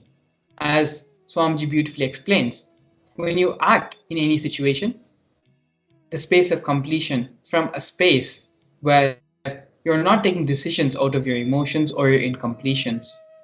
Reactionary assumptions happen when reactionary assumptions happen. You are reacting out of your irrational behavior thought patterns, thought currents, which are built on top of your incompletions.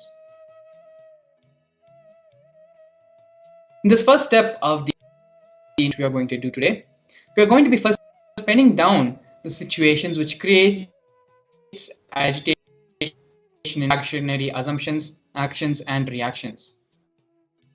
Take a few minutes now to pen down and identify in all the different situations which would have happened in your life over the past couple of days, or maybe even in the past couple of hours, and identify in each of these situations which created conflict, which created confusion, and which created incompletion, where you reacted in that situation and did not act out of completion.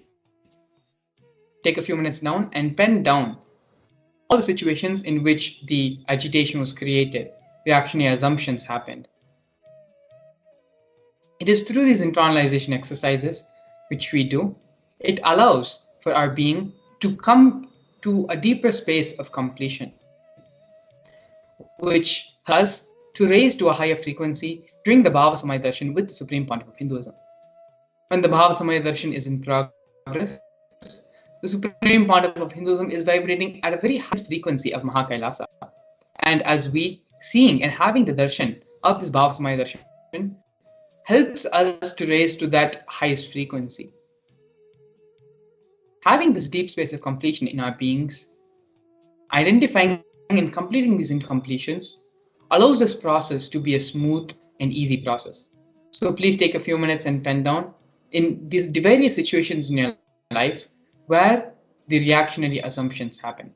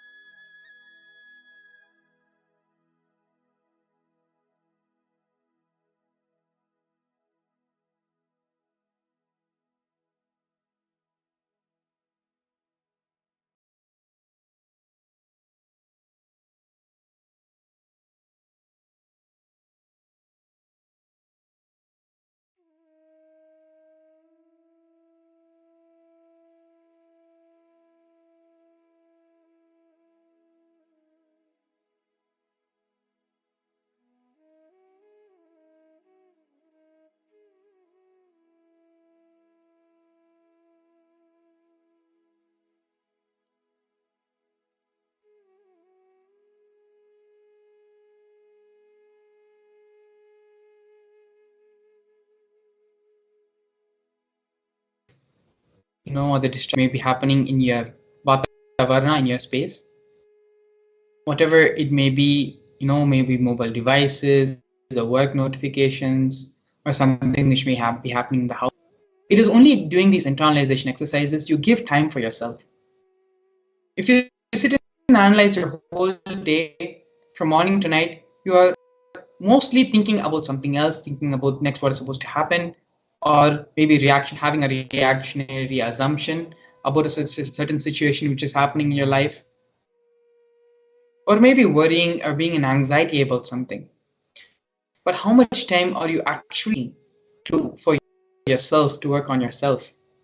We spend a lot of time furthering our professional careers, furthering our need to be done in our household, things which need to be done in relation with our family and extended family responsibilities.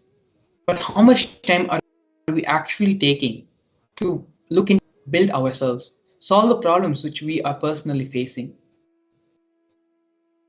It is only during these internalization exercises, which span to a maximum of 10 to 20 minutes, where you sit with yourself and you look in and you solve the problems which you are facing with. You attend to the problems which you are facing in your life. So don't deny yourself this opportunity for the transformation and expansion to happen in your being. Allow yourself to be completely integrated, completely focused with the internalization exercise. Please continue to do the exercise sincerely, identifying all the places in your life, all the situations, various situations in your life, where you take decisions from reaction.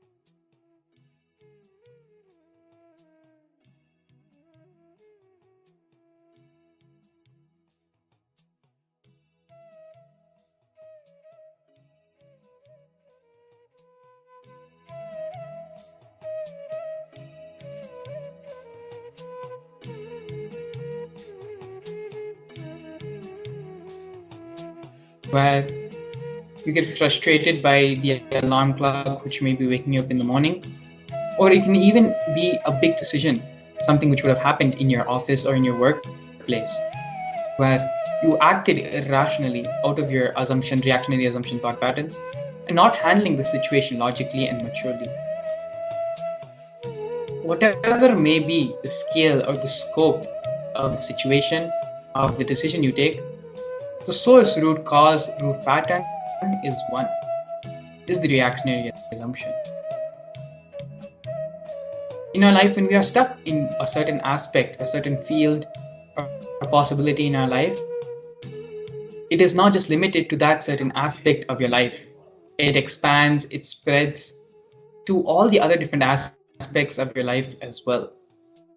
For example, if you have a pattern or an incompletion where you're unable to break a certain thing in your personal life, you have reactionary assumption reaction in your personal life. It can be even a simple thing of having a reactionary assumption when you see the dishes are not done in the kitchen. That same reactionary assumption, that same pattern, which manifests itself, which comes out, which expresses itself during those moments in the situation in the house, it is the same reactionary assumption pattern which will be affecting you in your job as well, in your professional career as well. Solving and completing these root thought patterns, these reactionary assumptions, brings completion in all the various aspects, various fields, various dimensions of your life. So please understand that this is not a completion which you are doing for a specific part of your life. It is completion to manifest and bring the reality of all the different aspects of your life. We are multidimensional beings fundamentally. Hinduism says again and again We are not just limited to this one body, this one form. Everything which happens around us, if we are facing a problem in a certain aspect of our life, that will reflect in all the other aspects of our life. If we lesion in another different part and aspect in our life, that will reflect in all the other different various components and parts of our life. So now that we have identified and penned down all the reactionary assumptions and agitations, patterns which we are facing in our life, let us move to the next step of this process. Anything which creates agitations in you, reactionary assumptions, acting and reacting, all of its delusion and illusion, this cognition will only make you more responsible, because you will have clear inner space. You will have an inner space where there is no chaos. Everything is in order. As I mentioned earlier, these are the direct words of the Supreme Founder of Hinduism.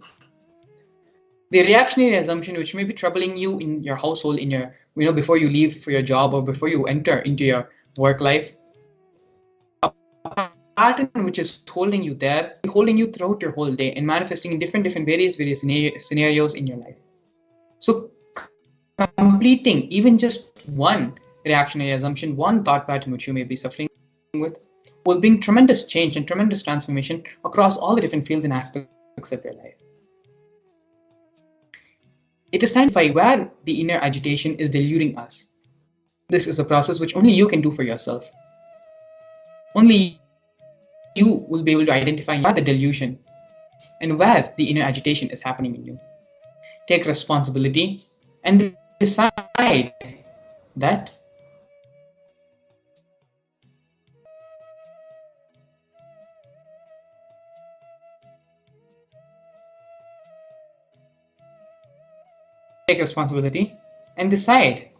you will always see the inner agitation and then decide whether you are doing right or wrong, not what you see as a result, and then decide whether what you are doing is right or wrong.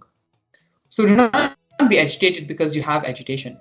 Do not worry because you have worries. If you realize that, you will absolutely settle down. That settling space will help you to do what is right from the subjective reality. The Supreme Founder of Hinduism is giving a very, very practical statement, very practical solution, which we can directly apply in our lives and prevent the influence of reactionary assumptions from taking control and overpowering our decision making and the way we live our life.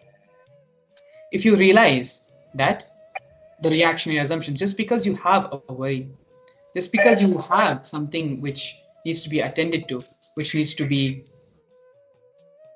thought through, just because you have a worry or you have something which needs to be accomplished, which needs to be done, you do not necessarily need to worry. Worrying is not going to solve those problems. Having agitation, having stress about that scenario is not going to solve any problem. When you come to this conclusion, you do not need to be agitated. You do not need to worry just because you have worries.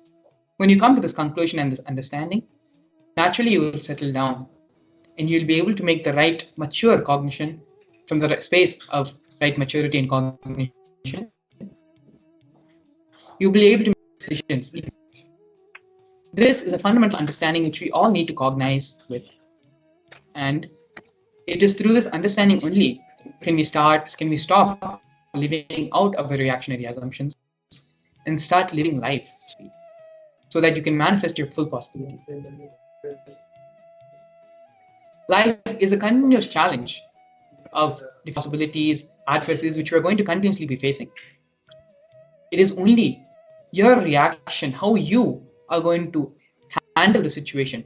Are you going to react from your reactionary assumptions, or are you going to handle that situation from a space of completion, from a space of thinking through, logically processing, and from maturity, which decides whether you will be successful, blissful, and be able to manifest your reality, or whether you will continue to be in delusion, in suffering, and blaming life for everything which is happening around you. Coming to this decision, understanding using the practical application, the powerful cognition which the Supreme Founder of Hinduism has given. Do not be agitated because you have agitation. Do not worry because you have worries. If you realize that, you will absolutely settle down. That settling space will help you to do what is right from the subjective reality. Take a few minutes and sit with yourself. You can close your eyes, that is also fine. This is a sankalpa, which we all need to take, a conscious will, which we all need to take in order to come out and stop functioning from our reactionary assumptions. Please take a few minutes now and allow this cognition to sink in you and decide strongly with conviction, with sincerity, no matter what comes, you will always react from the space of maturity, act from the space of maturity, not react, act from the space of maturity, act from the space of completion, and allow completion to be the guiding force of your life. Allow Swamiji, who is residing inside you as the God particle, as Paramashiva, which is residing inside all of us, be that the guiding force of you.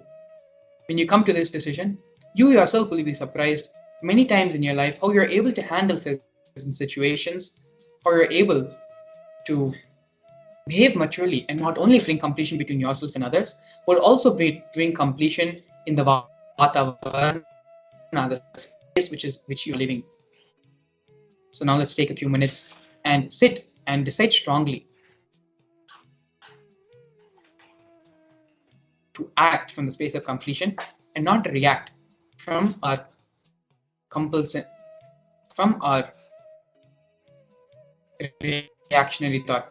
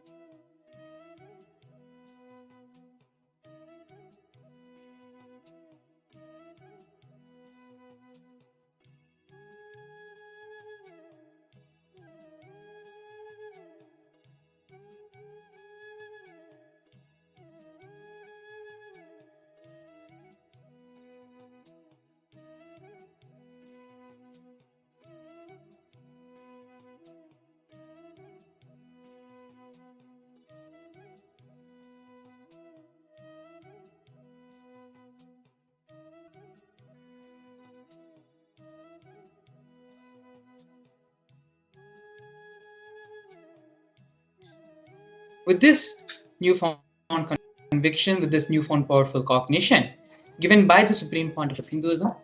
We're going to be entering into the next segment of today's program, into a further segment which will ultimately lead with the Darshan of the Supreme Pontiff of Hinduism, giving the Bhava Darshan of Chandisha Murthy.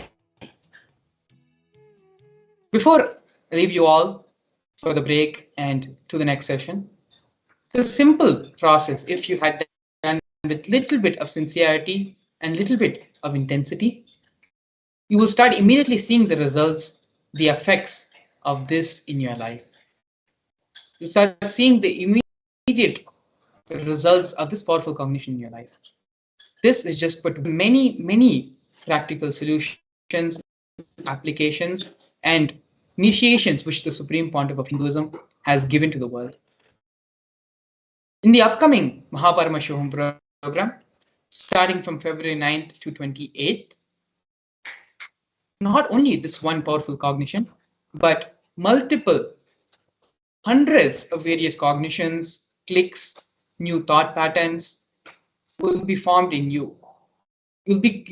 Supreme Pontiff of Hinduism will give you a whole tool set of weapons in which you can use in your life to handle these various problems and adversaries and difficulties you will ever face. If you have experienced the benefit and experiencing a transformation of this one simple exercise, then imagine the scale and the amount of transformation which can happen to you over 21 days of directly sitting with the avatar, directly sitting with Swamiji.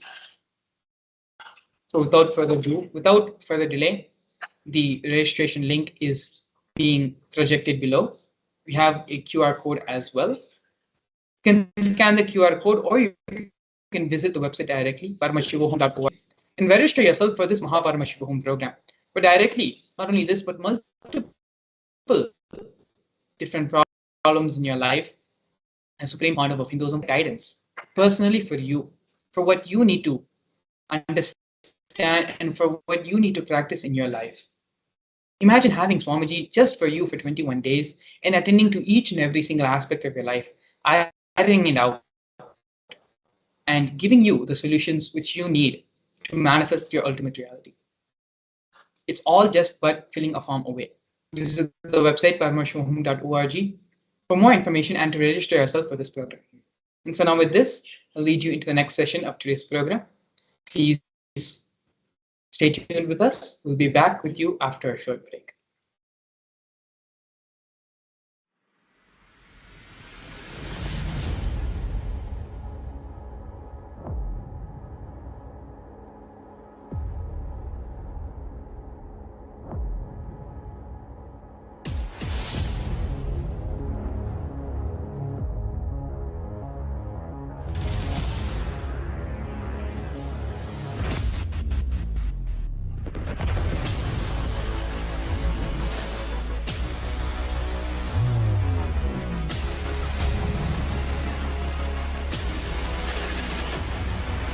You will become Paramashivam.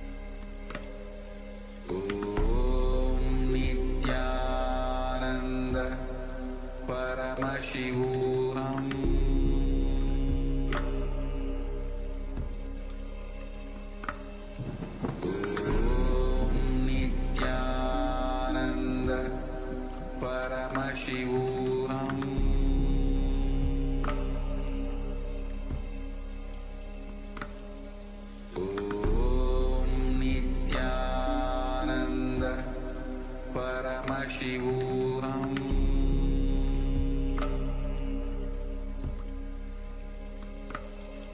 Om Nithyananda Paramashivam.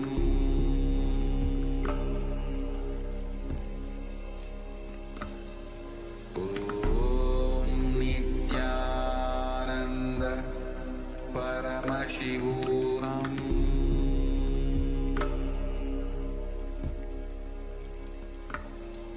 Om Nithyananda Paramashivam.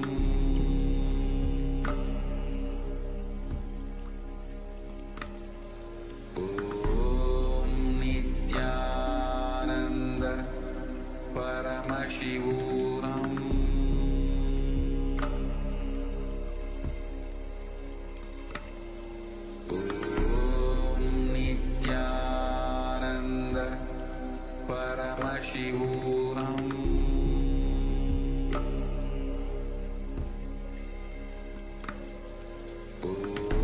Om Nithyananda Paramashivam.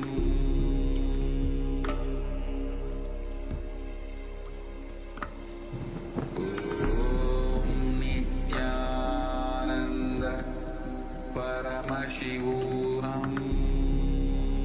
Nithyananda Paramashivam. Om Nithyananda Paramashivam.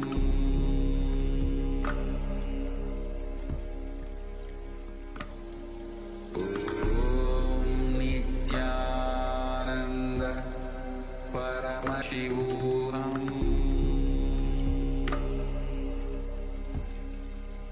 Om Nithyananda Paramashivam.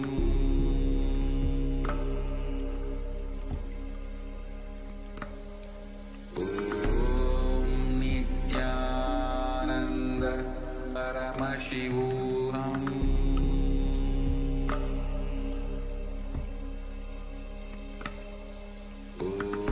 Om Nithyananda Paramashivam.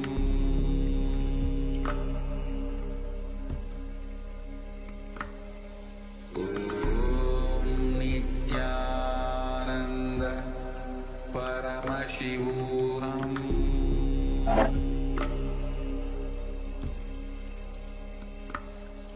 Om Nithyananda Paramashivam.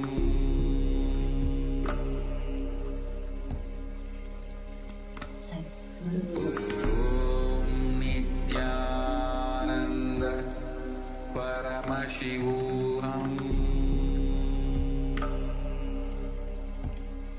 Nithyanandam Paramashivam Kevalam Jnanamurtam Dvandvatītam Gaganasadrusham Tattvamasyaadhilaksham Ekam Nityam Vimalamachalam Sarvadi Sakshibhutam Bhavaditam Trigunarahitam Sadgurum Tam Namami.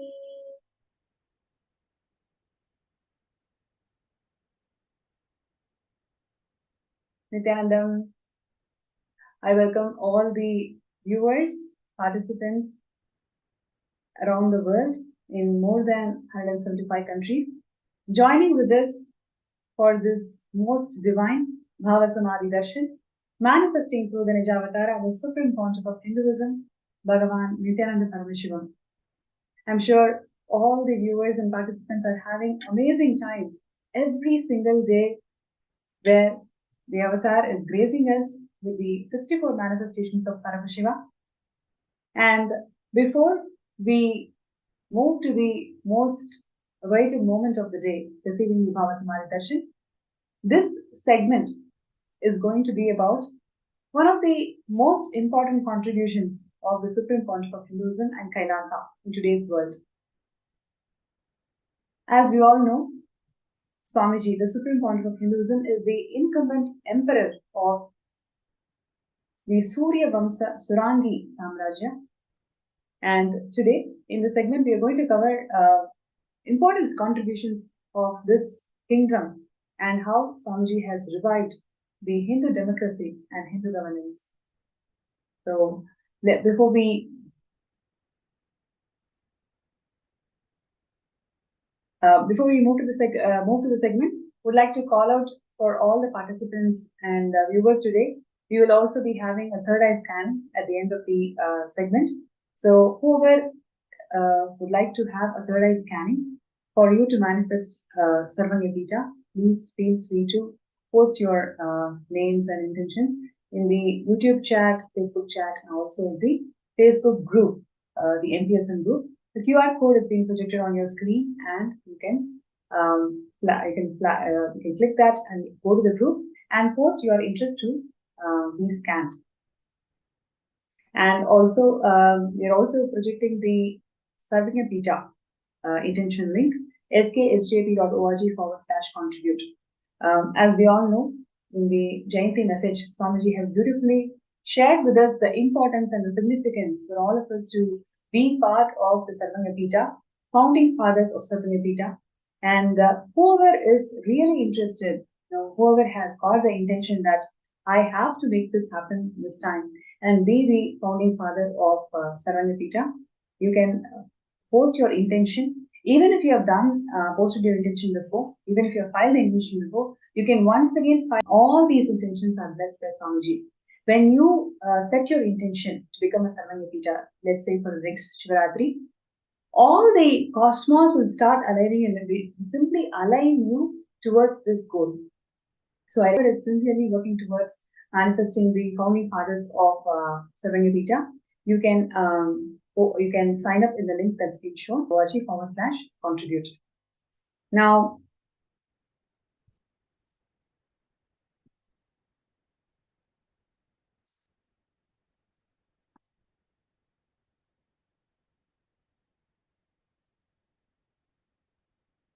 let us enter into today's segment where we will be learning about Swamiji's contribution as the incumbent emperor of Surya Vamsa Surangi Samrajya.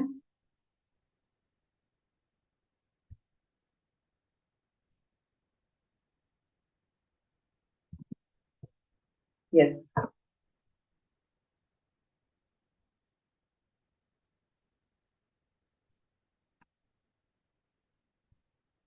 So, how many of you have heard about the sun lineage?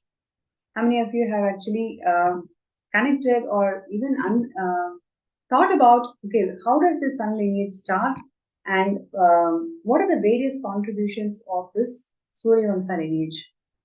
You can see that literally this lineage has significance and its presence marked in all the 56 deshas of Hinduism, Sanatana Hindu Dharma.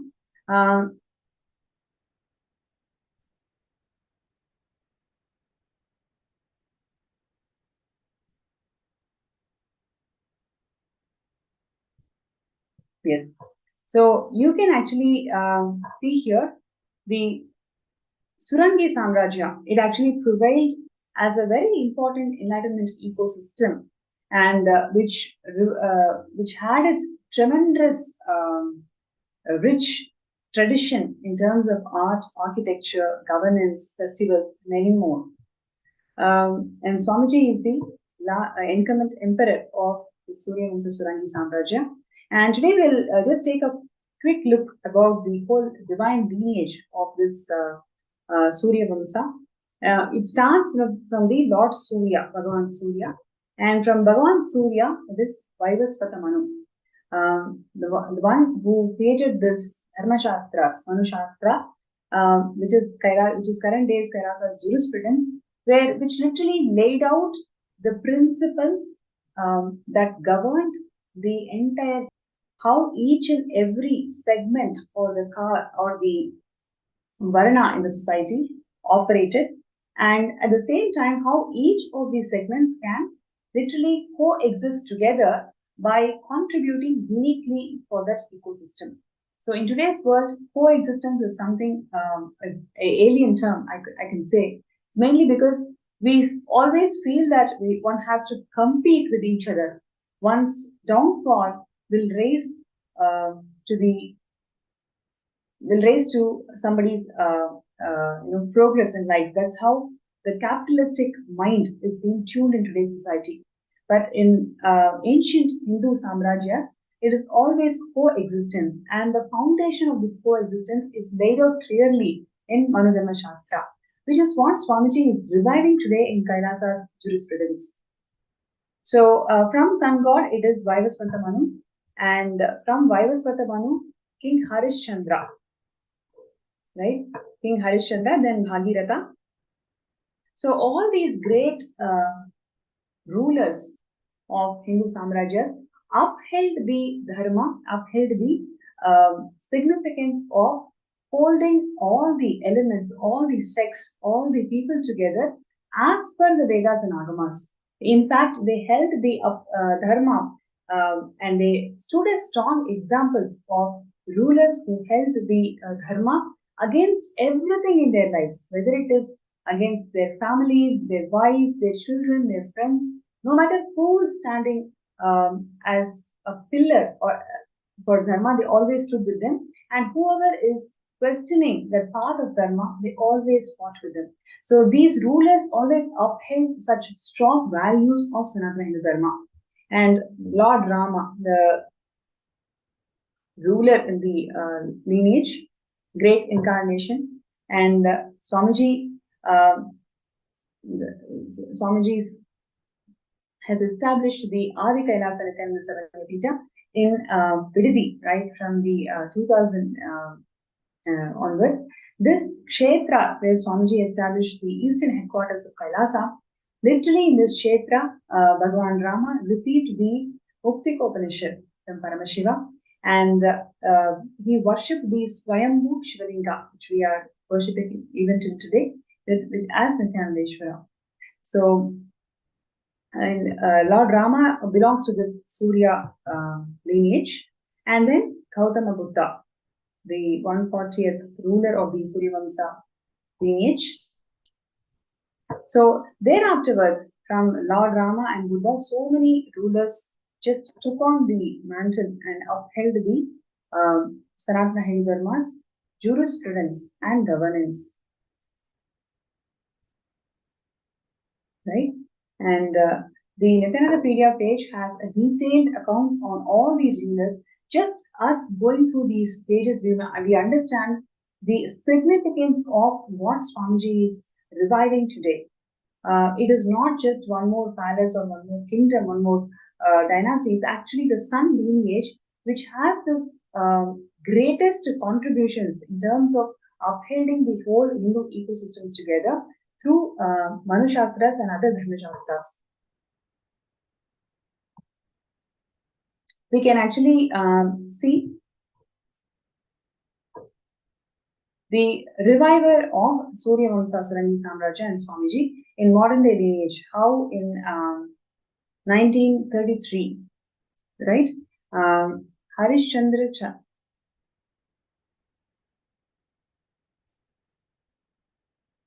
just a second.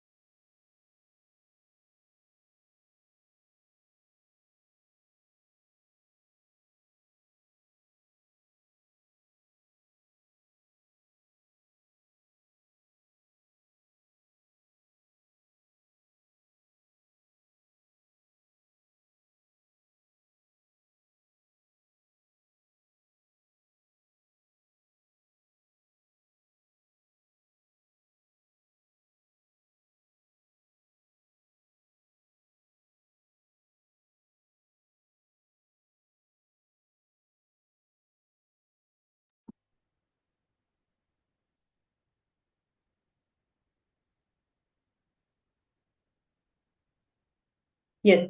And sorry for the technical glitch. So now we will just take a small look at how Swamiji became the incumbent emperor of this Suryavamsa Surangi Samrajya. Raja Chandra Chura Mani Harishchandra Jagadev of Surangi. He shifted his palace from Surangi to the current location of Ichapuram, right? And he was succeeded to the throne. Literally, this kingdom was recognized as an independent nation by British, right? We can literally see just a couple of centuries before how this kingdom is actually recognized by British as an independent nation with its own sovereignty and ability to levy taxes, the extent of the territory being called as which literally had about 129 villages under it, right? So it is recognized as an independent nation with a sovereignty. And the title as the ruler of this kingdom and the palace that existed on the land, it still belongs to their kingdom, and it was handed over to Swamiji in 2004 in a grand legal succession, in a grand ceremony, in 2004 December and to January 2005. And Swamiji is the rightful inheritor and the ruler of this territory. And because of the post-independence annexed by the Indian Union in 1953, all these kingdoms were converted as the territories of India itself. And because of that, now we don't call it as an independent kingdom. But as per the British rule, it is recognized as an independent kingdom with its own sovereign land. See the coronation of Swamiji as the king of Surangi, where Rani Manjula Devi, the queen of Surangi, she is actually is offering her gratitude, and she was praying for somebody who can take up this role and the throne. She was praying to Paramashiva, and Paramashiva showed Swamiji in her dream, and after which she comes and offers this entire throne to Swamiji in 2004 itself.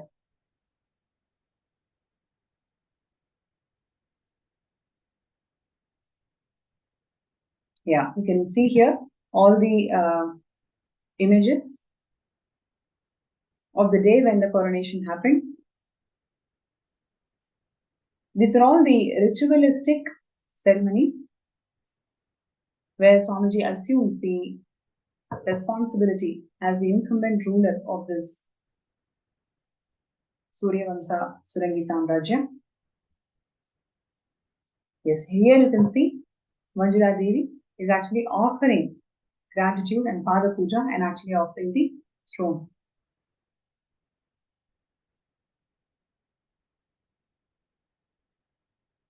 So these are all the celebrations that happened after Swamiji assumed the responsibility of being the incumbent emperor of Suryavamsa Surangi Samrajya.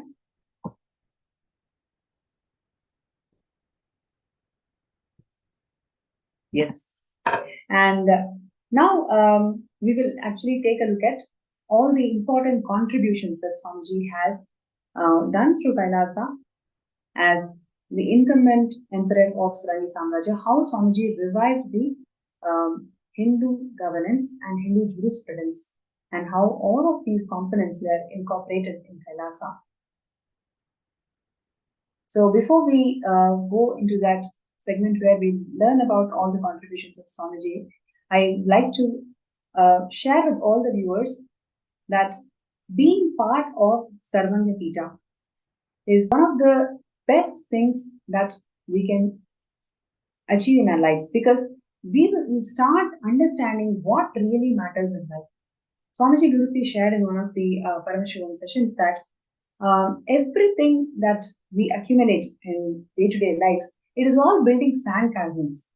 At the end of our birth and death, we will actually realize that everything that we have built so far is only sandcastle. What really matters is our steps towards Kailasa.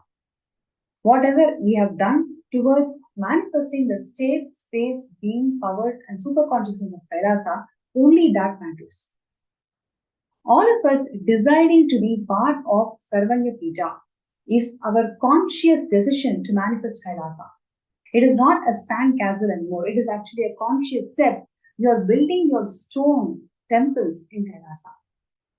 So let us really take this moment to see, do we want to continue to build our sandcastles, or do we really want to move from sandcastles to actually build the stone temples of our inner space in Kailasa? I request everybody to take this moment to sign up and show your intention to be part of Sarvanya Pita. So the links are being projected, sksjp.org/contribute. So requesting everybody to take this moment to sign up.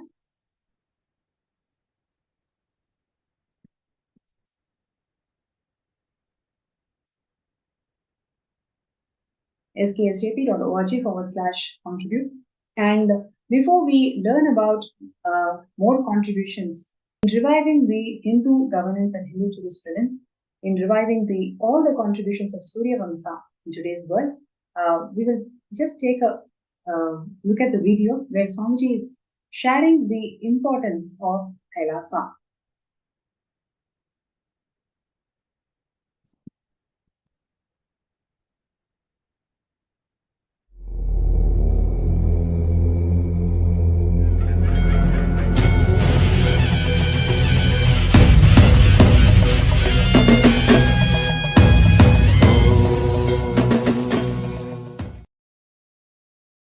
The job really Hindus need to do is to tell the world,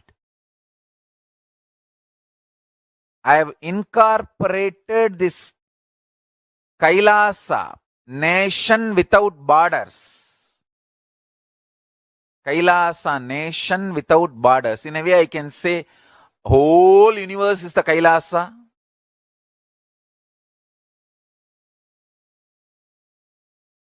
Kailasa, nation without borders.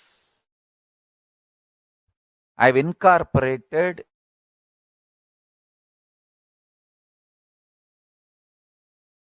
in multiple countries.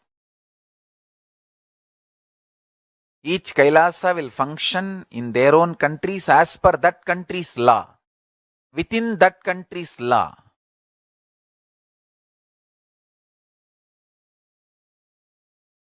Understand? The Kailasa is revived to do contribution, uniting the nations for contribution. Hinduism, Veda Agamas have great things to contribute to the world. Like the great power manifestation science, the ancient culture and arts, the ancient lifestyle truths, the ancient medical practices and medicinal knowledge, the ancient indigenous cultural heritage and jewelry, perfume, dance, music. In every level, Hinduism has so much to contribute. Veda Agamic traditions have so much to contribute. To share all this with the world, to contribute to the world. Many of the devotees, disciples are creating organizations, sanghas all over the world.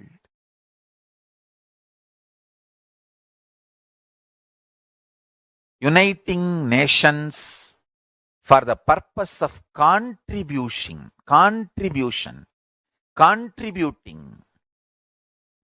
to work on religious harmony, to work on world peace, to work on preserving the ancient heritage, to work on protecting the ancient power manifestation sciences and ancient unique religions and traditions, because people are trying to destroy indigenous cultures, the racists and supremacists. Racist supremacists are trying to destroy indigenous cultures all over the world, calling them cult and calling them all bad names and destroying them. All those indigenous traditions have so much to contribute to the humanity and the world. All of them need to be protected. All of them need to be safeguarded.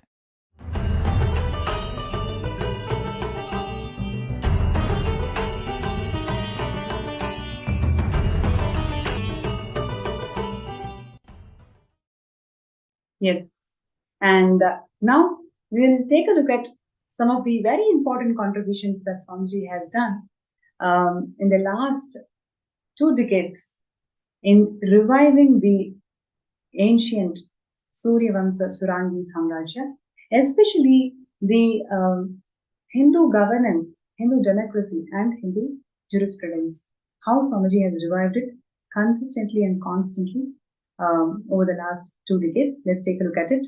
The first thing that I would like to share with all the viewers and participants today is the cosmic governance. How have you ever wondered how Paramashiva is governing the whole cosmos? Right? So it is just one Paramashiva, and how he is able to govern the whole cosmos, whether it is Chitakasha or Mahakasha, how every single unit of the cosmos is being governed. Have you ever really wondered? The answer to that is Hindu governance. Paramashiva governs the entire cosmos through avaranas. He literally manifests himself into Vidyeshwaras, Mantreshwaras, Astreshwaras, and so on. So each of these avaranas are nothing but one more manifestation of Paramashiva himself. So based on the frequency of oneness, more and more people are in oneness, he gives them more powers. Right? So the power is always given to the beings who are radiating higher frequencies, who are radiating oneness with Paramashiva. This is how literally Paramashiva is governing the entire cosmos through his avaranas. This cosmic governance is what Swamiji has replicated literally in Kailasa through various structures, whether it is SMKT structures, Sri Mahant, Mahant, Kotari, and Thaneda structures, or the avaranas, Vidyeshwaras, Astreshwaras, Mantreshwaras, Ganeshwaras, avaranas, or the Hindu sabhas, 7 parliament structures. In everything that Swamiji has created so far, it's all about replicating this cosmic governance, where literally Swamiji empowered the beings, whoever is able to be established in oneness with Swamiji, they are given this power and the responsibility. So the power and responsibility goes hand in hand. And people who are in power, it is only that they are in oneness with Swamiji.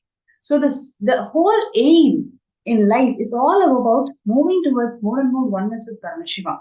So whoever is able to hold that space of being in oneness with Paramashiva, they take up more responsibility.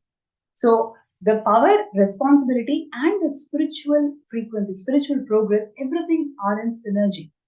So that is exactly how Swamiji has established the whole Kailasa in the last 30 years. And this is exactly how the whole cosmos is governed by Paramashiva.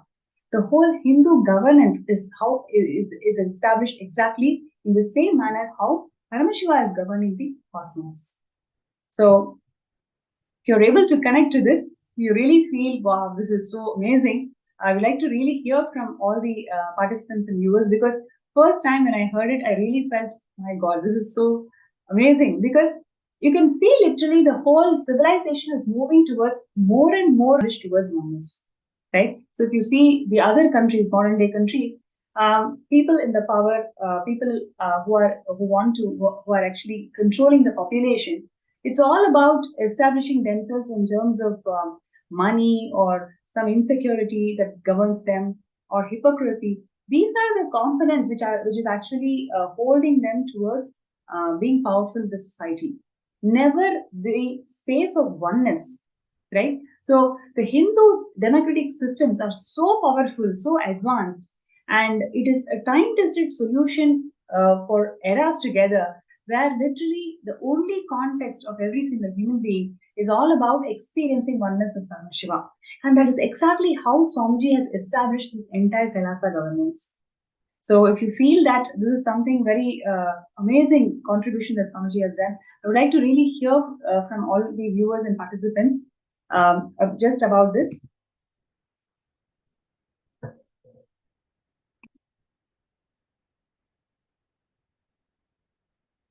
Yes. And next important contribution that Swamiji has done in the revival of Suryavamsa Surangi Samrajya is responsible democracy. Right? How many of you are able to connect to this word called responsible democracy? Always, the current day issues, if you see, the democracy is vested in some edo journals and media outlets who want to publish the material or the content that gives them money, that gives them TRP. There is no focus or the context of truth that actually is vested in this media based democracy. In fact, the media disinformation is a highly criticized subject in today's world, and not going to go into the details of it, but I'm sure all of us can connect to it, can relate to it. It is almost synonymous that don't ever watch the media anymore, because the whole news is always tainted. That is the sentiment that I'm sure all the common people are right now in. But in Hindu ecosystems, it's all about responsible democracy. Now, what is responsible democracy?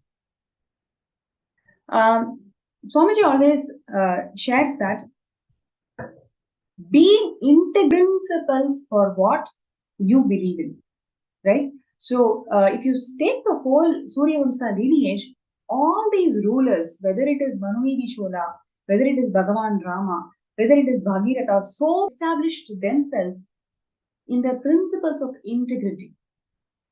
Whatever they were integrated to, they established themselves and shown themselves as an examples for the rest of the generations to live. Nothing actually stood between them and the principles that they believed.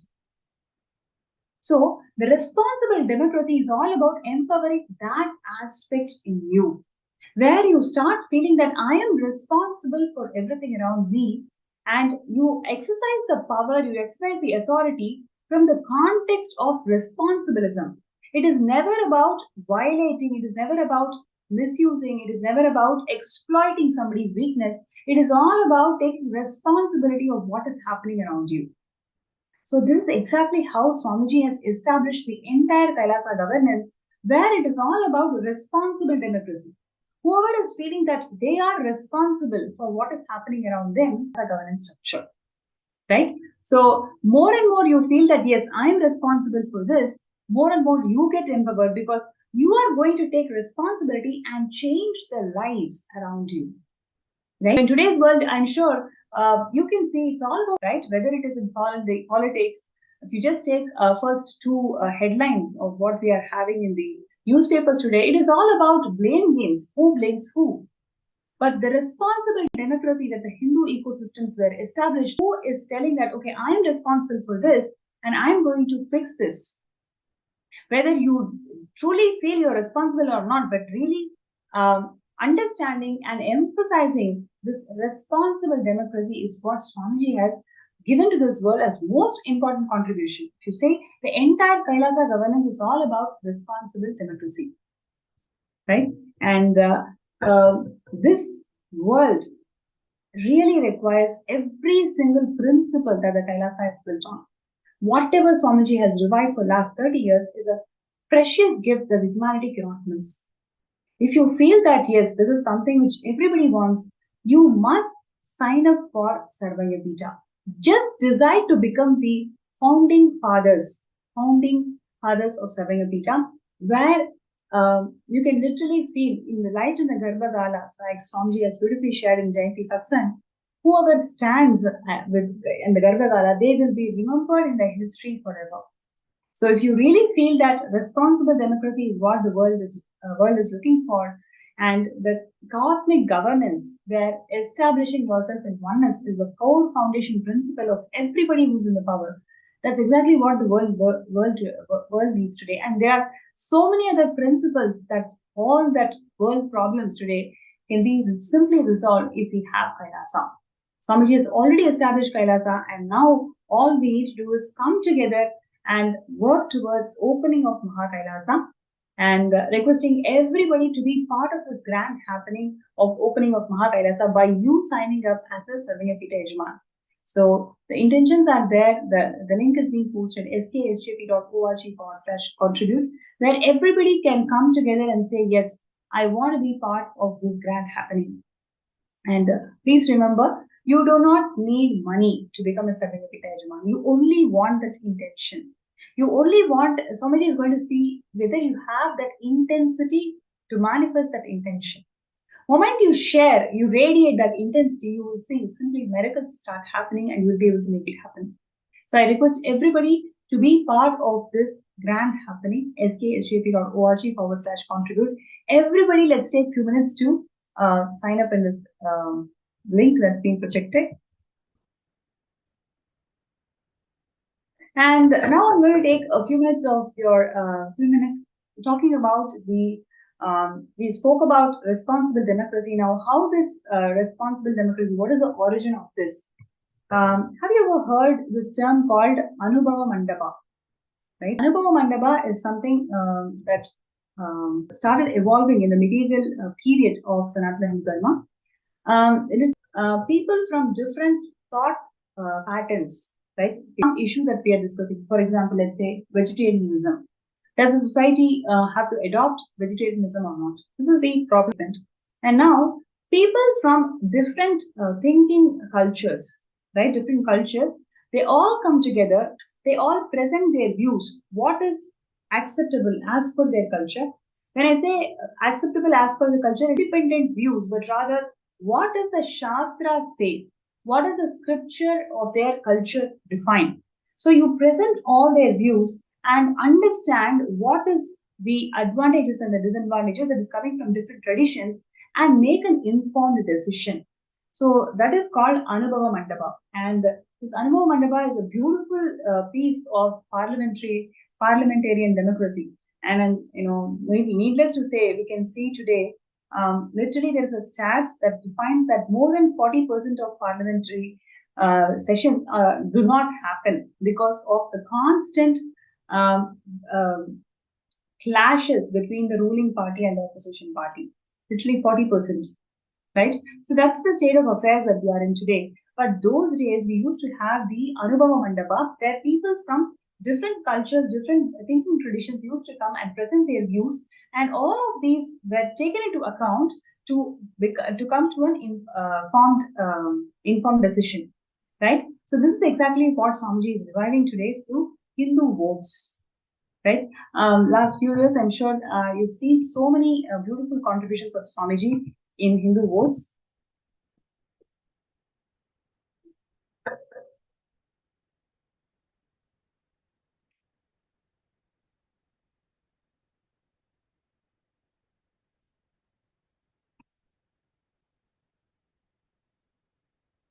So all these are several Chitsava proceedings on vegetarianism, on various other aspects, various other topics that Swamiji wanted the whole community to come together and say, what is that makes them to take that decision in their lives. So much of informed decisions were generated in the public through Chitsabha proceedings that Swamiji had conducted on vegetarianism, on oneness, whether you have to do an idol worship or not. There are several topics of debate today, and to all of these topics, Swamiji has conducted these proceedings and empowered the living Hindus today to take decisions in their lives.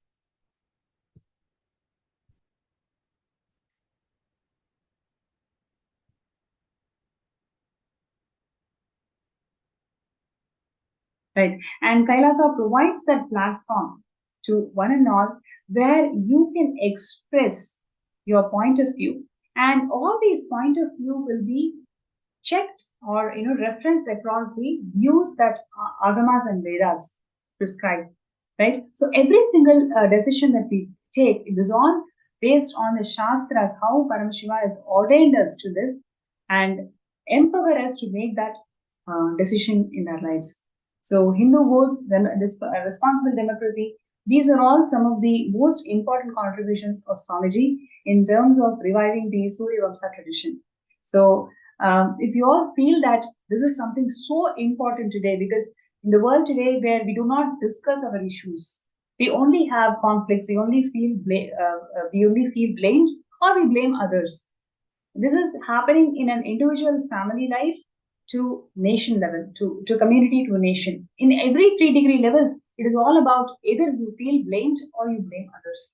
But Swamiji has revived this responsible democracy where everybody has a say as long as you take responsibility for it.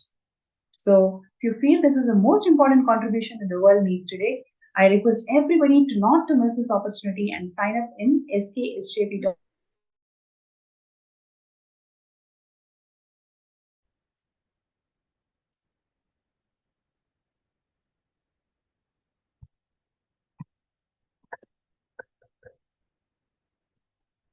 So while we take a few minutes to sign up in the intentions, let's take a look at the video where Swamiji is sharing more and more details on why we need Kailasa today.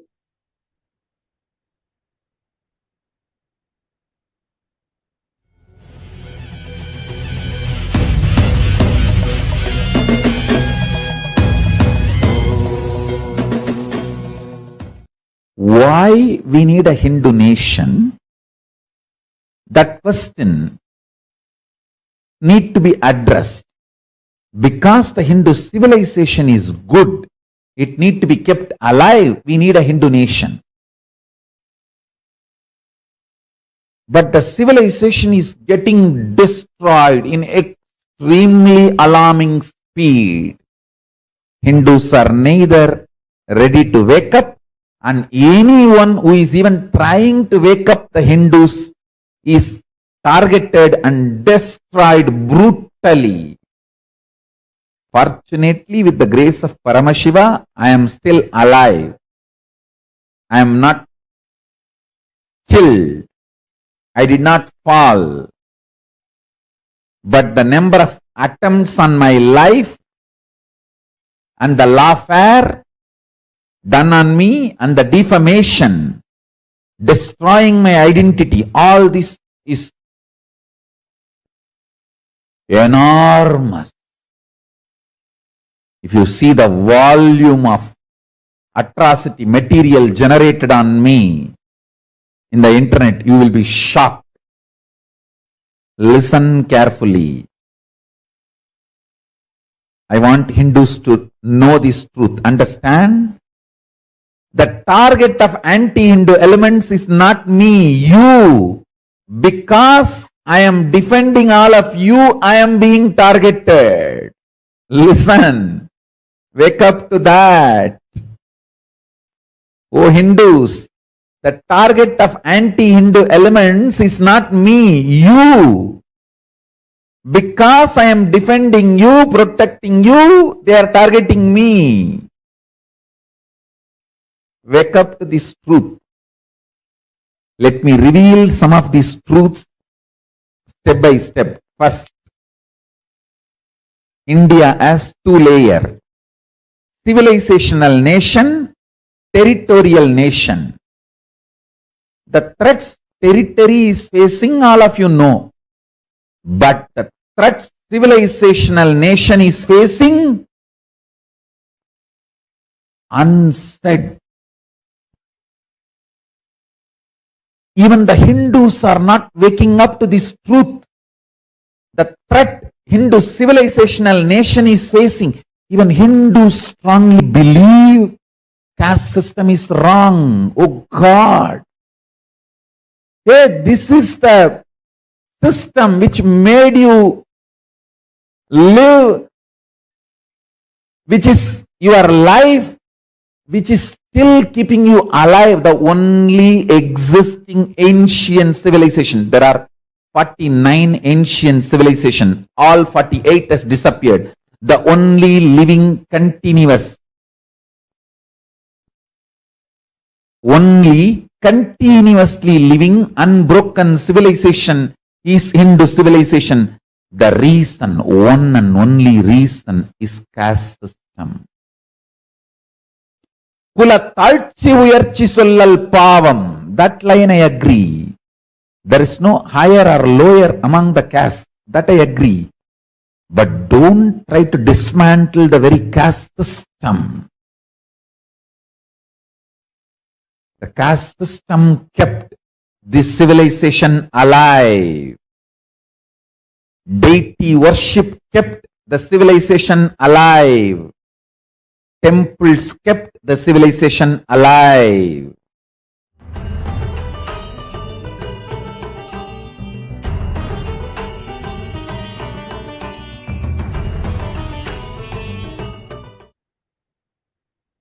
Yes. And one other, welcome back. And one other important contributions that Swamiji has given to this world in reviving the Suryavamsa is conducting Nitya Dharma shows.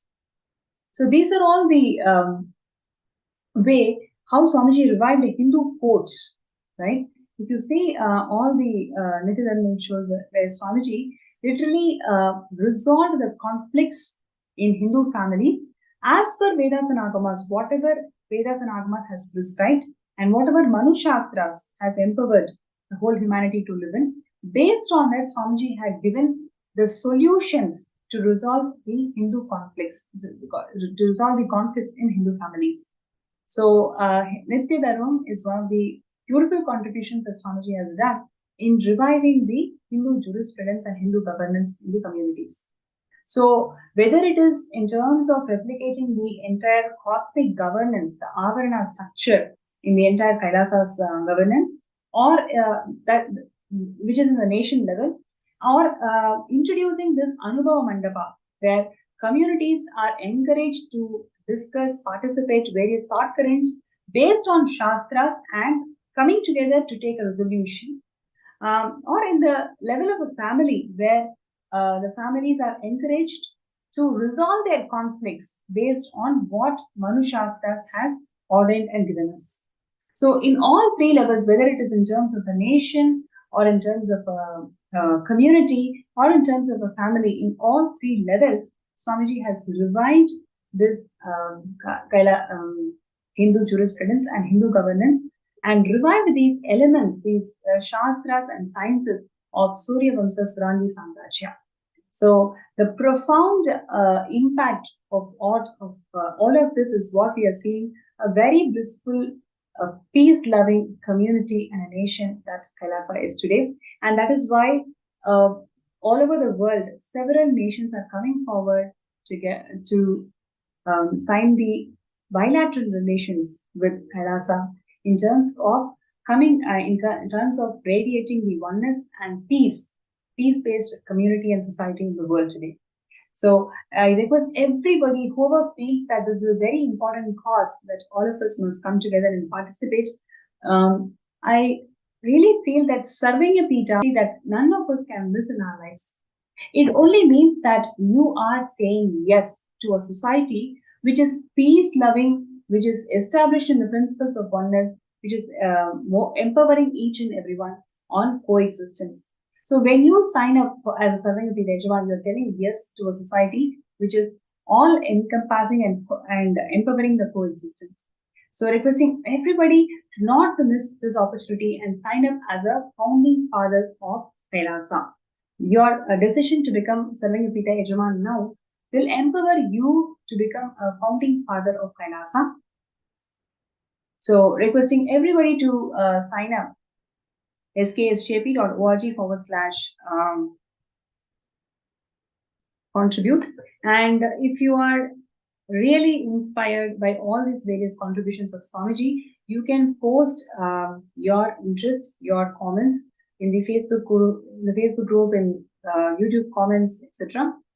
And we can take a look at this video where Swamiji is sharing the importance of Kailasa Nation. Before we get into a segment where we have a speaker who's going to share his experiences of being with Swamiji, being part of Kailasa, and why Sarvagapita.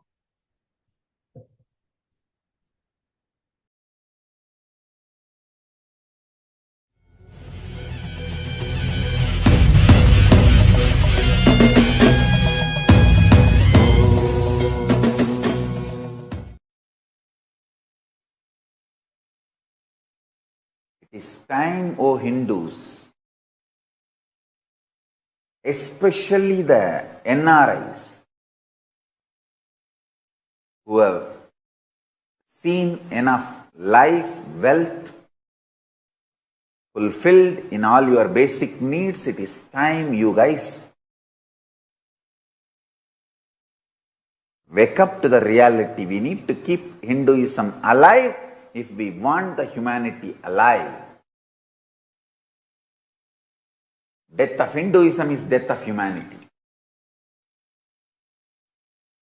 Hinduism needs to be kept alive, and Hinduism has really so much to contribute to the world in every field.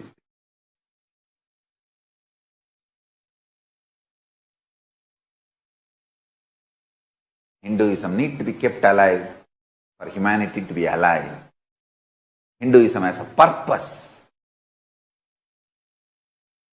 It should neither be diluted nor destroyed. Everything about Hinduism should be made legitimate. The Hindu judiciary, Hindu administration, Hindu economic principles, Hindu constitution, Hindu medicine, Hindu physics, Hindu astrology, Hindu astronomy, Hindu methodology of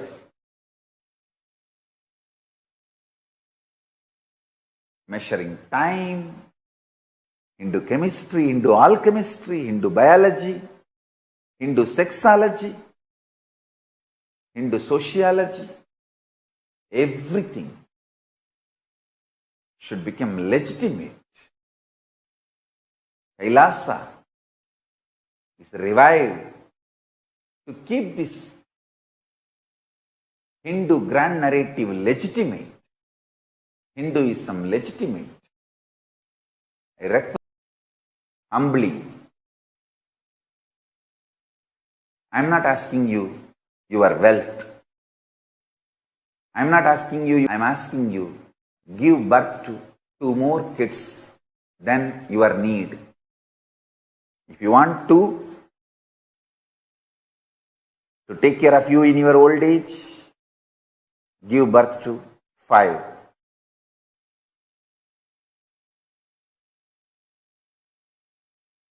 Give 2 to Kailasa to bring up in Gurukul, Hindu Gurukul.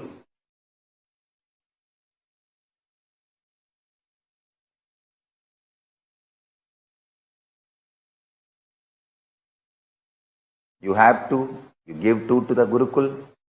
Let one study to become professors in Hindu universities, where he will be Grihastha, but making money, making livelihood by working for Hinduism and Hinduism related activities.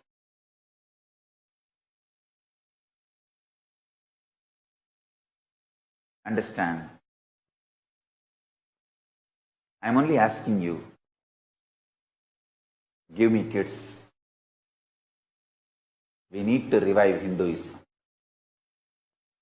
I am not interested in the overnight organizations, this modern day art of jinging, art of dunging, art of bunging, jing yoga, jung yoga, bung yoga.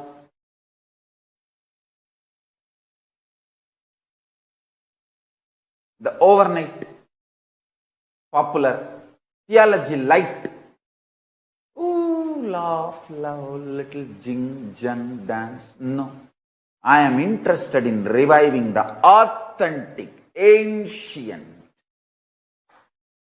most authentic Hindu enlightened civilization. I am interested in building stone temples, which may take my whole life, but which will be there till the sun and the moon is alive.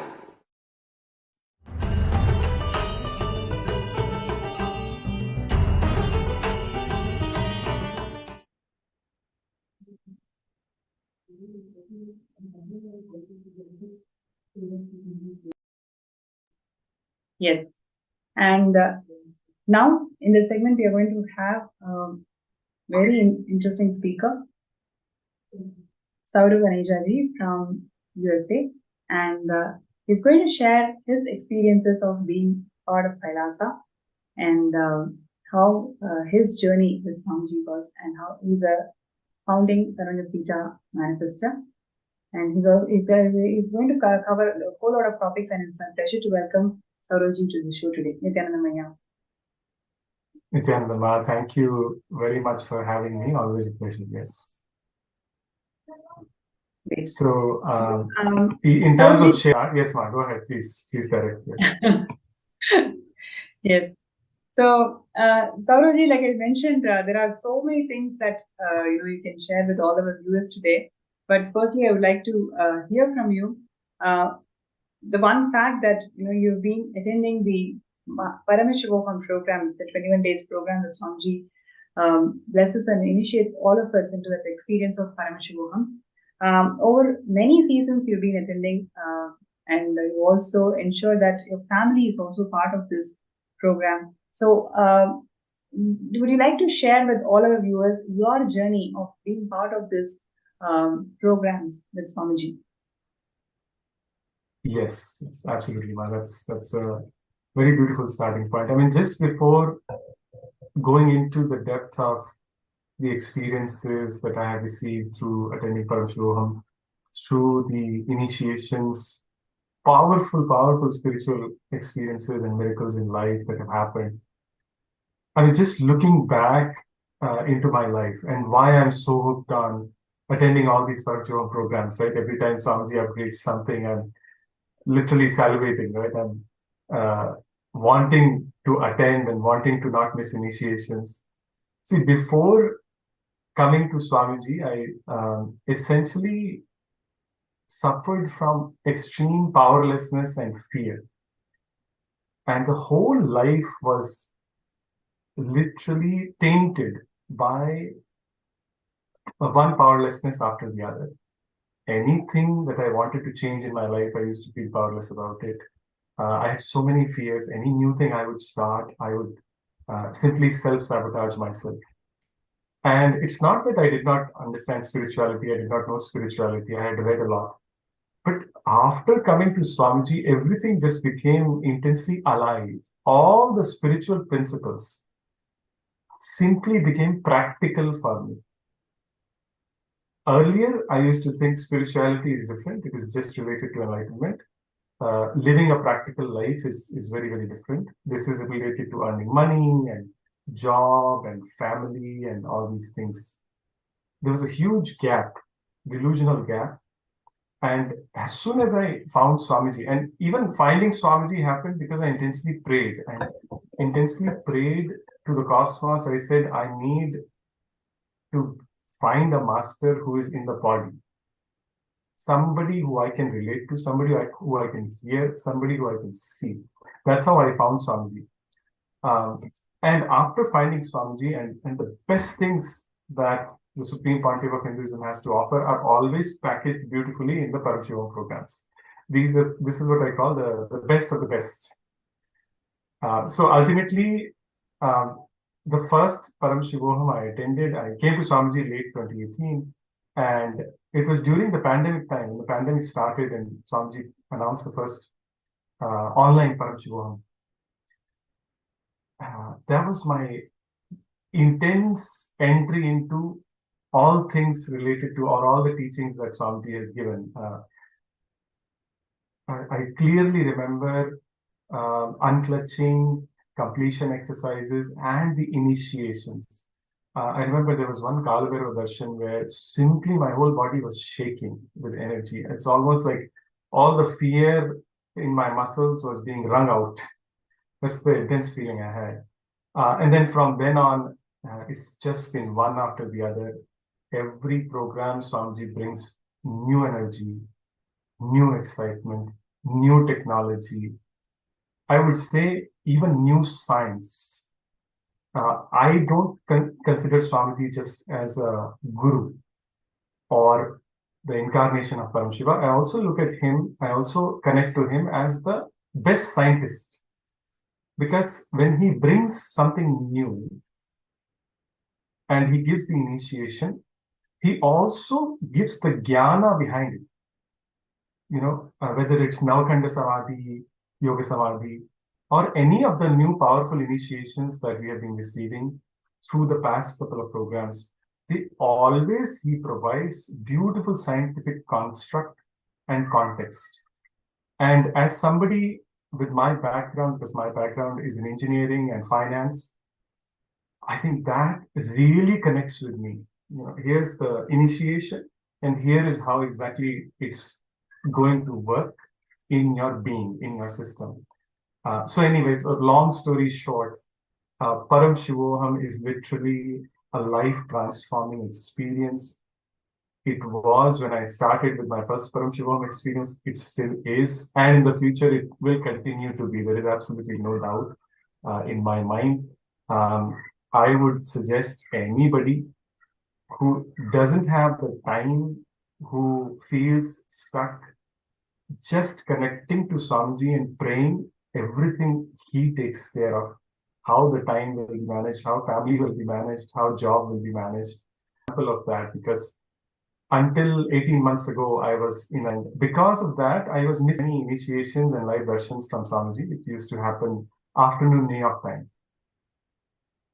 One day, I just decided enough is enough. So I intensely connected to Swamiji and I said, Swamiji, I don't want this kind of job anymore, which does not allow me the flexibility to attend all your live initiations. And 6 months later, I was done with my job. And I basically started a brand new way of sustaining myself financially. So how beautifully things just realign in your life, and how beautifully by making a sankalpa to connect to Swamiji, to his teachings, to his mission, how beautifully it just simply rearranges everything around you, your family members, your environment, the place you are at, everything gets taken care of. So, in a nutshell, I cannot recommend attending Paramashivam more than this. I mean, it is a life-transforming experience. Absolutely. And for each and every participant I've seen, the same thing. Everybody has seen miracles. That's really beautiful, yeah, because I'm sure many of us can simply resonate with it. And the upcoming Paramashivam program is starting on 9th of February. So do not miss this opportunity. All the viewers, all we can do is just set the intention that we want to be part of this program, and rest of all the things, whether it is your time or treasure or the mind sometimes, how I'm going to make it happen. Any of the issues, any of the obstacles Swamiji is going to clear. From our side, let us set the intention. So you can sign up even for Paramashivam program. The sign up link or the intention link is the same, skshp.org/contribute. So the best part now is any contribution that you make towards your Paramashivoham, it will be considered towards the Savanipita also. So requesting everybody not to miss this opportunity, like what beautifully as Sauravaya was sharing, each and every initiation literally molds you to a whole new experience of you, right? And Swamiji gives the jnana or the science behind each and every initiation and takes us all to that experience itself. So don't miss this opportunity, and requesting everybody to sign up in the skshap.org/contribute. And Saurav, the next question that I would like to hear from you. Yes, you have done so many programs, and you've done so many programs, and you have got solid experiences, right? And from this solid experiences, how did you want to? How did you decide to become part of Kailasa? In what way you wanted to become part of Kailasa, and your journey in taking steps towards that? Would you like to share with all of us? Yes, Nisma, thank you. Absolutely. Swamiji always says time, treasure, talent. These are the three most important ways to contribute towards Kailasa. I think before I came for sharing I was listening to the segment that was going on where how beautifully Swamiji is reviving the enlightened ecosystem, the Suryavansha ecosystem, the laws that used to govern the enlightened society, and how they can contribute even in the modern times. And unfortunately, when we look around, each country essentially is separate from the rest of the world. Each country has their own agenda. Every group of human beings is fighting for their personal selfish agendas. So something needs to change. And all the world problems like global warming, terrorism, etc., cannot be solved by individual countries alone. There has to be a uniting force. And I genuinely believe with all the contributions that Supreme Pontiff of Hinduism has made, that Kailasa is that uniting force, which can bring people together across borders towards common values of life positivity, and ultimately the enlightened way of living. So from my personal perspective, I have simply opened myself up to contributing to Kailasa in any way possible. I mean, I have two little kids, so naturally there are some family constraints from that perspective. But ultimately, what matters to me is any opportunity to be involved in a Kailasa project, I should grab it. One of the beautiful privileges that I've had recently is to interact with Kailasa's United Nations team. And recently I was part of the contingent, the Kailasa contingent, for two such events. One was the Diwali celebration at the New York City Mayor's place, where Kailasa had a huge contingent. And the recent one, which I'm sure all of our listeners have heard is and seen, is the bilateral signing, the treaty city of Newark here, which is very close to where I live actually.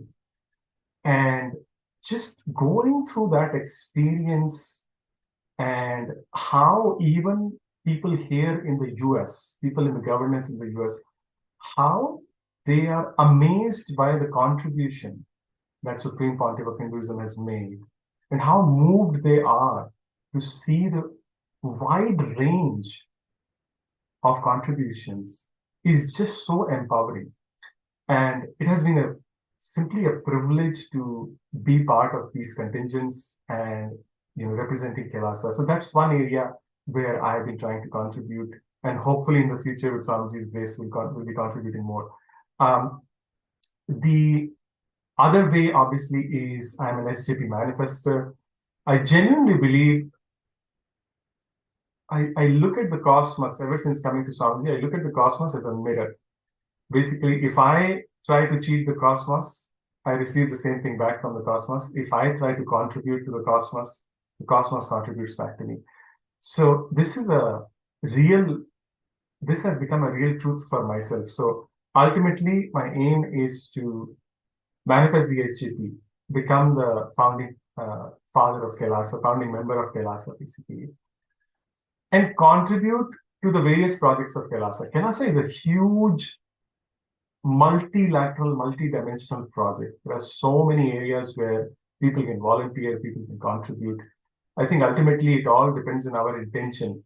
Do we want to be part of this huge story? I think decades from now, when people look back at this time, I can guarantee that they will say, wow, there was something really transformational happening across the world through Kailasa, through the people, through the devotees, and ultimately through the Supreme Pontiff of Hinduism's direction. And I think people who are aligned with what Swamiji is saying, but not contributing are really missing out. So I would appeal to people that don't miss out. There's a lot of work to be done. There's a lot that needs to happen. There's a lot of transformation that we need to do across the world, and this is the right time to jump in. That's so beautiful, Aya. And also would like to hear from you some of the miracles that you've personally experienced in your life after being part of Kailasa and all the programs that you've attended so far. I think the biggest miracle in my life, Ma, is going from a transformation from a depressed, fearful being to a powerful, optimistic being who feels he has a place in the cosmos, who feels he belongs in the cosmos. I mean, philosophically aside, but I genuinely feel a huge shift in the way I approach life now after coming to Swamiji. Before coming to Swamiji, every problem would seem too big. Every obstacle would feel like the end of the road, whether it's health related or money related or work related. After coming to Swamiji, I've seen so many miracles. Just the whole idea, the whole delusion that we are powerless is simply washed out experientially. I have seen miracles on the side of health. For example, my son being healed simply through a blessing from the Supreme Pontiff of Hinduism. I have seen knowledge manifest. Like sometimes I'm struggling with something, some concept, spirituality, or trying to understand what Swamiji has satsangs.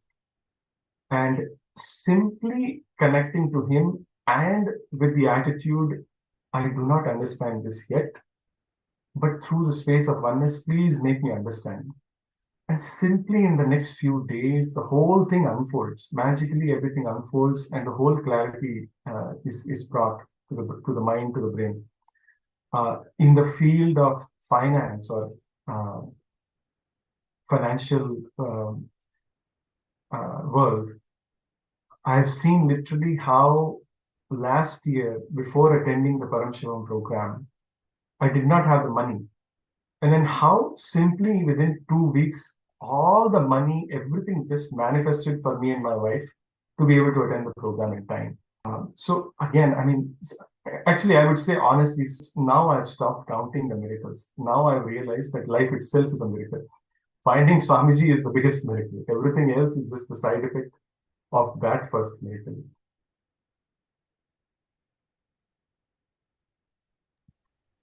That's really nice, Aya. Like finding Swamiji is the biggest miracle. So true. So fortunate as all of us are for having Swamiji in our lives, where literally all of us are personally guided, receiving all these amazing initiations. Next, we are going to be having Bhava Samadhi Darshan of Swamiji. What a fortunate life all of us are in when Incarnation himself has descended and reviving Kailasa. This is the most important moment in our lives where Swamiji, in fact, we shared in the Jayanti Satsang that whoever is deciding to be part of this founding fathers of Kailasa, your Janma Sabalya, meaning the time that you've taken birth, right from the time you were an amoeba till now, every single lifetime and life form is going to be simply fulfilled by your decision to be part of founding fathers of Kailasa. So everybody out there, let's take this moment, let's take this time to decide that, okay, let me move from building all these sandcastles in life to actually building these stone temples in our inner space, where literally we feel that Kailasa is the only priority. and decide to become the Sarvagapita Yajman. So requesting all viewers and participants to take this time to sign up as Sarvagapita Yajman, and we will be moving on to third eye scanning segment. And meanwhile, we'd like to thank Saurav and Ejaji. Thank you so much for joining our segment today. Definitely, you have shared such beautiful insight of why being part of Kailasa is so important, why we have to become a Sarvagapita Yajman, and all the amazing miracles that you've shared with us today. Thank you so much, Aya. Thank you, Nithyananda. Thank you for having me. Yes. And dear viewers, we will be now moving on to a third eye scanning segment where, any of you whoever is finding a difficulty, finding an obstacle to manifest Sarvagapita, and if there is something that is actually stopping you to become a founding father of Kailasa, name and your request to be scanned through third eye, and yes, we're just checking all the social media platforms. If any of you have posted your interest to be scanned, you immediately get on to third eye scan. And all the people and the participants, whoever if you've already been scanned, and very able to implement the solutions that third eye revealed. Where Swamiji had revealed you to do something, very able to implement it, and what was your result? You can also post that.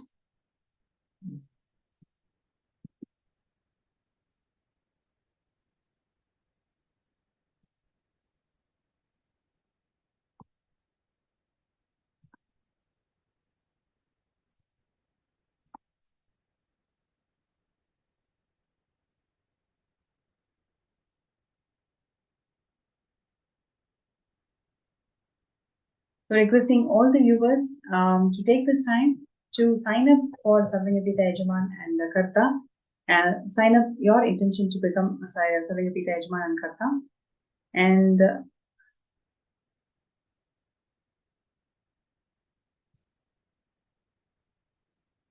so there's a member from YouTube who's saying that, Richard, a new member.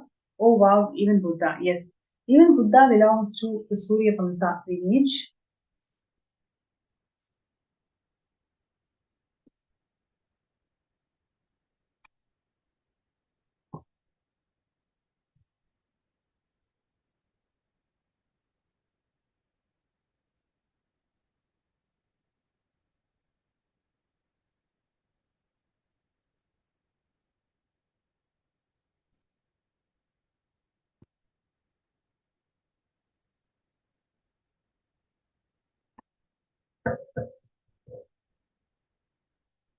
Okay, so we have a few folks who are requesting for third eye scan. Okay, so that's why Chun Yip. Please scan me. Okay, thank you so much. So I request why Chun Yip to please be seated with your head, neck, and spine in the straight line, and requesting you to chant the Mahavakya. Om Nithyananda Paramashivam. Om Nithyananda Paramashivam. Om Nithyananda Paramashivam.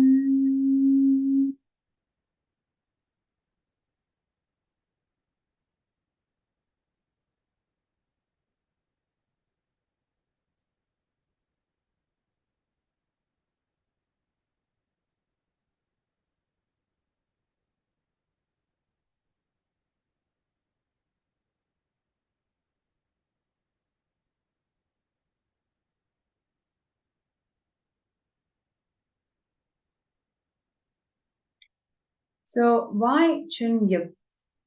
First thing that Swamiji showed in the third eye is your relationship with your mother, right? So I request you to take this time today for the next 48 hours. I want you to write down all the moments when you felt that your mother has let you down. Actually, you will start seeing more and more you write all these incompletions. you'll start seeing many of these incompletions you are actually projecting on Swamiji also. The incompletions that you cherish with your mother, unconsciously you are actually putting that same doubt, same self-hatred, all of that on Swamiji also. This is the reason why you're not able to manifest a breakthrough, especially in the wealth dimension.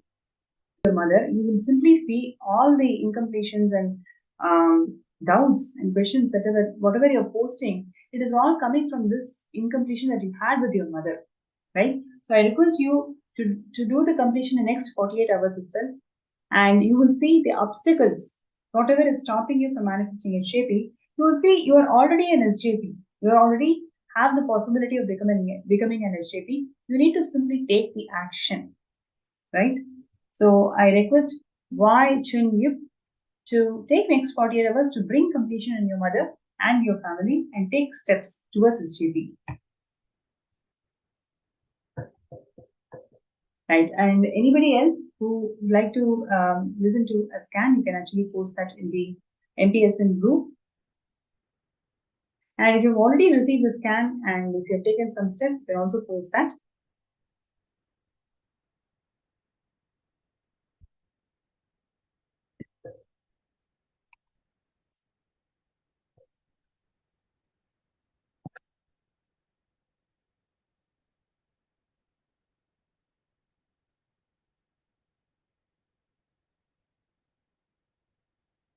Okay, next we have Alpa Patel.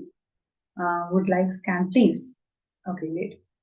So, Alpa, I request you to please be seated and connect with Swamiji Nithyananda Kanda. Let us all chant the Mahavakya together.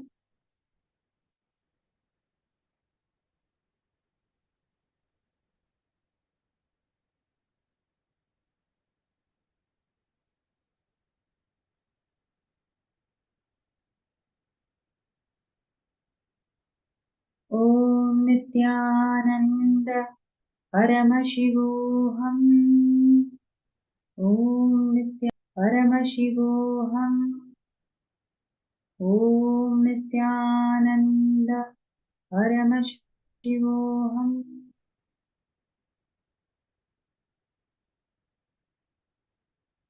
Yes, Alpa Patel, Nithyananda. So, first thing that Swamiji showed is the relationship that you have with your brother, right? If you see, all the male relationships that you cherish with your with a male, everything always you feel that you are belittled and not appreciated to the worth that you feel you worth it, right? See, it's like each person may have their own analysis about who they are and what they're doing. So likewise, you also have an analysis of who you are and what you're doing, and you really want it to be acknowledged. You really want it to be given attention, given enough due respect to what you've been doing. So this is actually reflecting from the relationships that you're having with your brother, and requesting you to take a decision to complete with this incompletions that you're having with your brother. And with Swamiji's grace and blessings, simply you'll be able to manifest everything that you want in your life.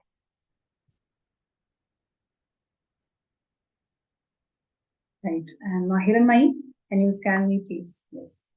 Hiranmai, I would like to know what happened after my last scan. And remember, I've told you certain things to be done in the previous scan. So would you like to share about the steps that you've taken towards that?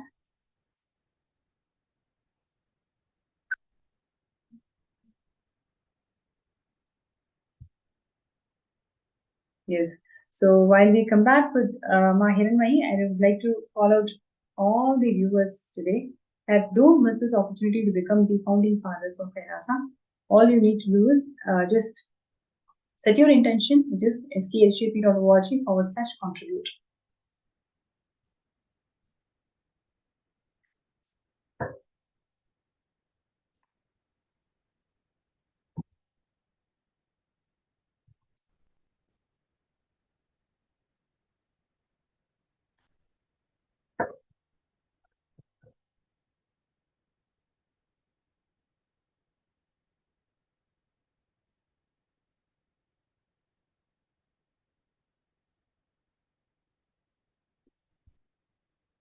So requesting everybody to be part of this grand happening of Kailash, where literally gods and goddesses are going to be manifested, who is going to govern the whole Kailasa ecosystem by the blessings of Swamiji. So requesting everybody to take this decision, whatever is holding you, whatever insecurity is stopping you, just make it redundant by you signing up, you setting the intention to become the SJP.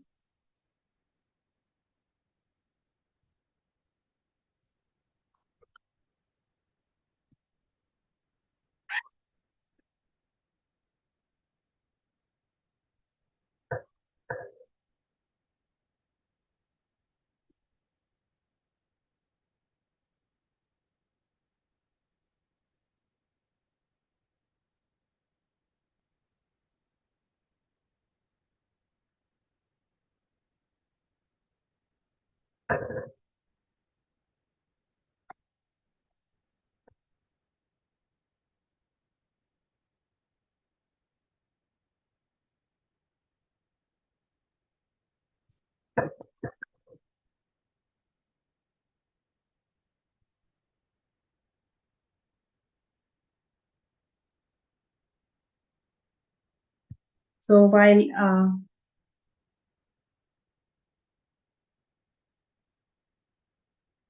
okay, so while we are waiting for all the participants to take a moment to sign up in the Sarvanyapita, would like to remind all the participants every decision that you make consciously, Swamiji is going to support that decision, and with this blessings you'll be able to manifest it. So requesting all to take this decision that you're going to manifest it no matter what obstacle comes, you're going to be there, setting that intention strongly, focusing and working with the intensity that you want to become the Sanatpita Yajman.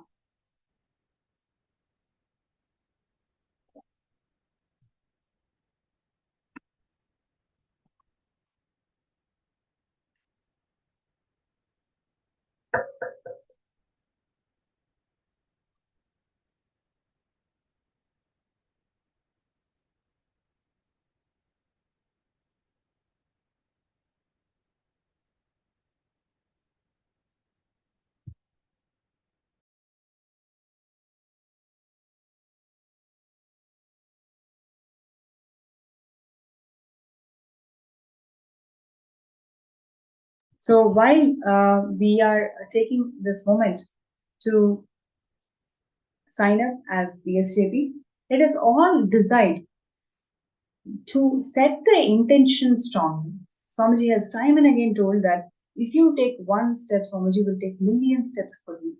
So you take that step to become part of SJP by signing up an intention, and you will see with Swamiji's grace and blessings, everything that you want in your life will simply start manifesting.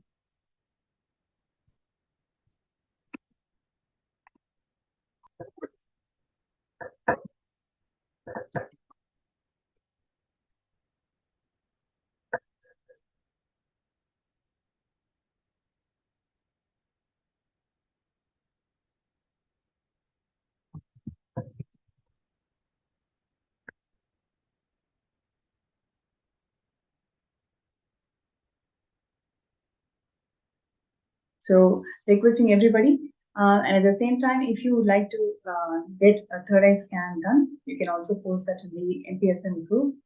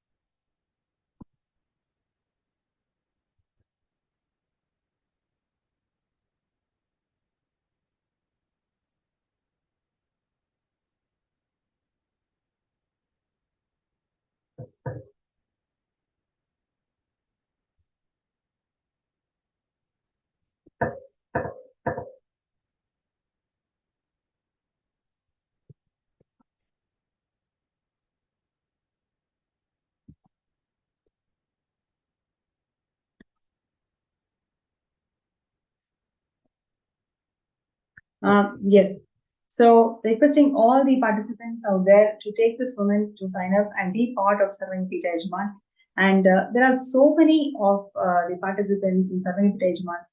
They have just shared how blessed they feel after they take the decision, because you can see right after you make the decision to become the Sarvanipita Yajman, all the things around you will start aligning towards this. It's because of the power of blessings that we receive from Swamiji when you sign up an intention. So requesting all the participants out there to please take this opportunity and sign up for skshp.org/contribute.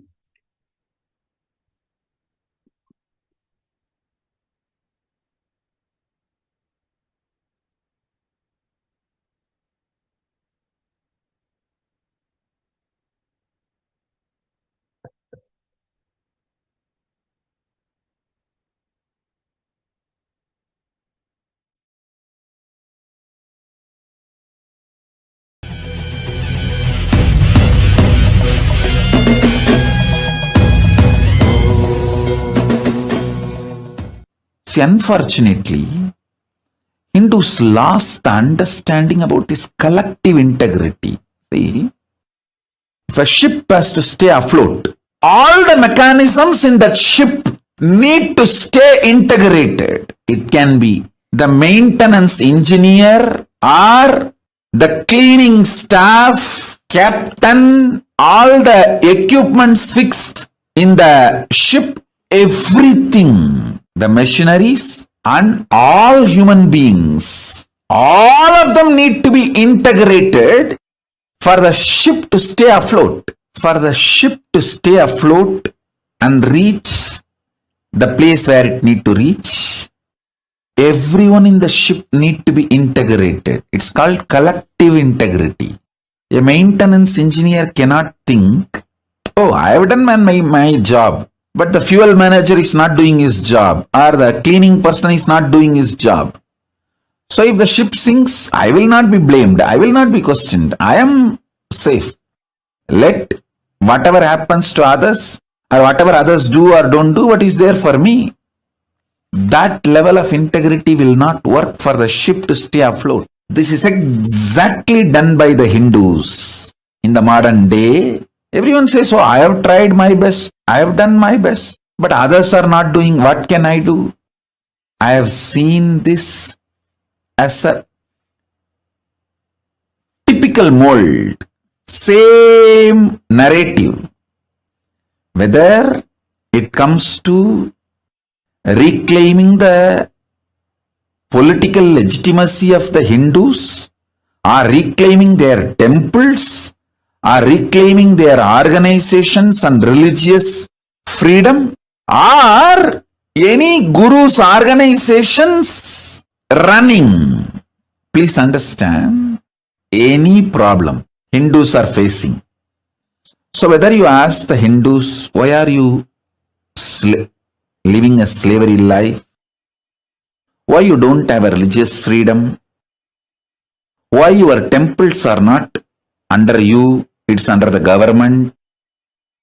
Why your temple wealth is not used for running gurukuls, the Hindu schools?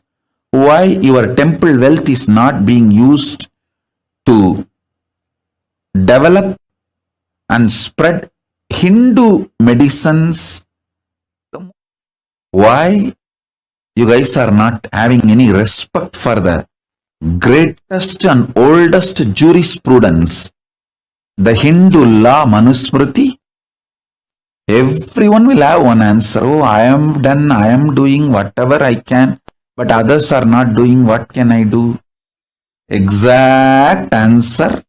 A maintenance engineer in a ship, if he gives, what will happen to the ship? That exactly same thing is happening to these guys. We need Hindus to start thinking with a collective integrity, not only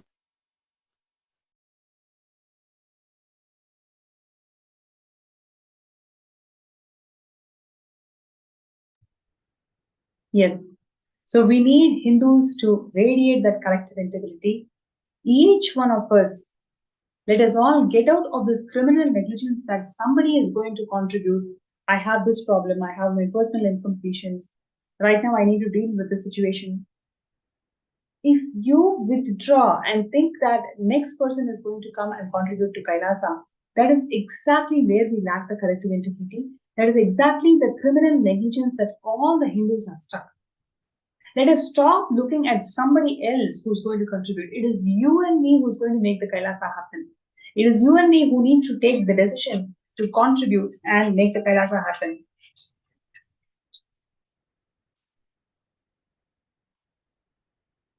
So your decision today to become a part of the founding are breaking, literally burning the criminal negligence that is instilled in the bone marrow of Hindus today.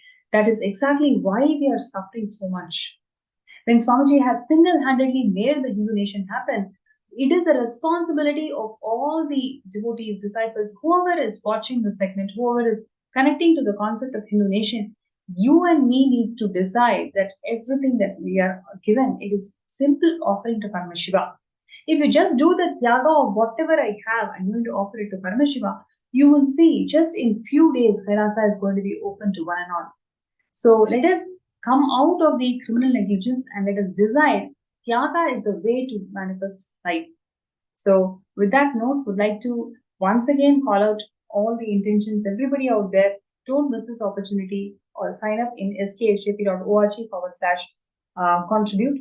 And with that note, let us all get ready to receive the Bhava Samadhi Darshan of the Nijavatara, the Supreme Pontiff of Hinduism, Bhagavan Nithyananda Paramashivam.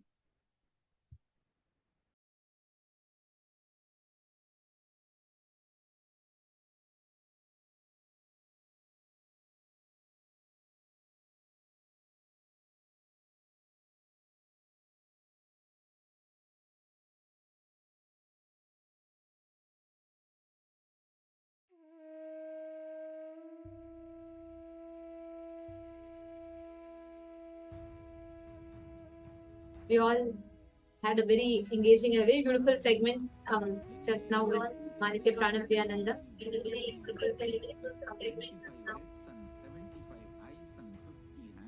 And now it is time for all of us to get ready for one of the most exciting segment that all of us await for. We're going to be entering into the Bhava Samadhi Darshan now. And today we are going to be having darshan of the forms of Paramashiva, of Chandisha Anugraha Murthy, Pashupatastra Anugraha Murthy, and Kiratha Murthy. These forms of Paramashiva and Chakradana Swarupa Murthy, we're going to be having the darshan of these four forms of Paramashiva today. So let us all get ready and prepare for the Bhava Samadhi Darshan. I request all the participants that are there with us now to please take a few minutes and turn on your cameras and please come back and settle down in front of the screens. And the Bhava Samadhi Darshan is a time where literally we are all going to be raised to the cosmic frequency of oneness with Swamiji. And Swamiji is going to be channeling the different forms of Paramashiva exclusively for all of us. So let's all get ready to receive the Bhava Samadhi Darshan. I request all the participants to please come back and settle down in front of the camera. I request everyone to please take a few minutes.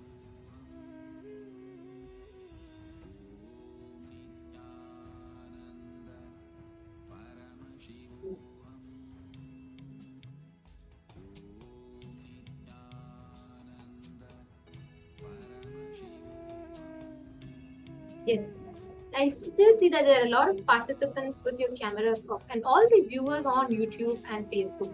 Darshan is a very, very, very sacred process. The space itself is very sacred. So we highly encourage that you all are seated. When you are having the darshan, just take a few minutes and sit down and enjoy the darshan. Do not get distracted or do not get into any other thing. So please, I request every one of you to make sure that you're all settling down in front of the camera and enjoy the Bhava Samadhi Darshan, because Bhava Samadhi Darshan is a very profound and a powerful science in Hinduism where an avatar channels the various cosmic bodies, the various deities, the various forms of the god of Paramashiva in a way that we all can see, understand, and relate with. Many of you would have reached temples, right, where you see different deities of Paramashiva, Durga, Kali, Devi, Ganapati, and Subramanya, and so on. There are a lot of temples that you might have been to. We, at the maximum, learn to ask prayers. To one extent, we connect to them.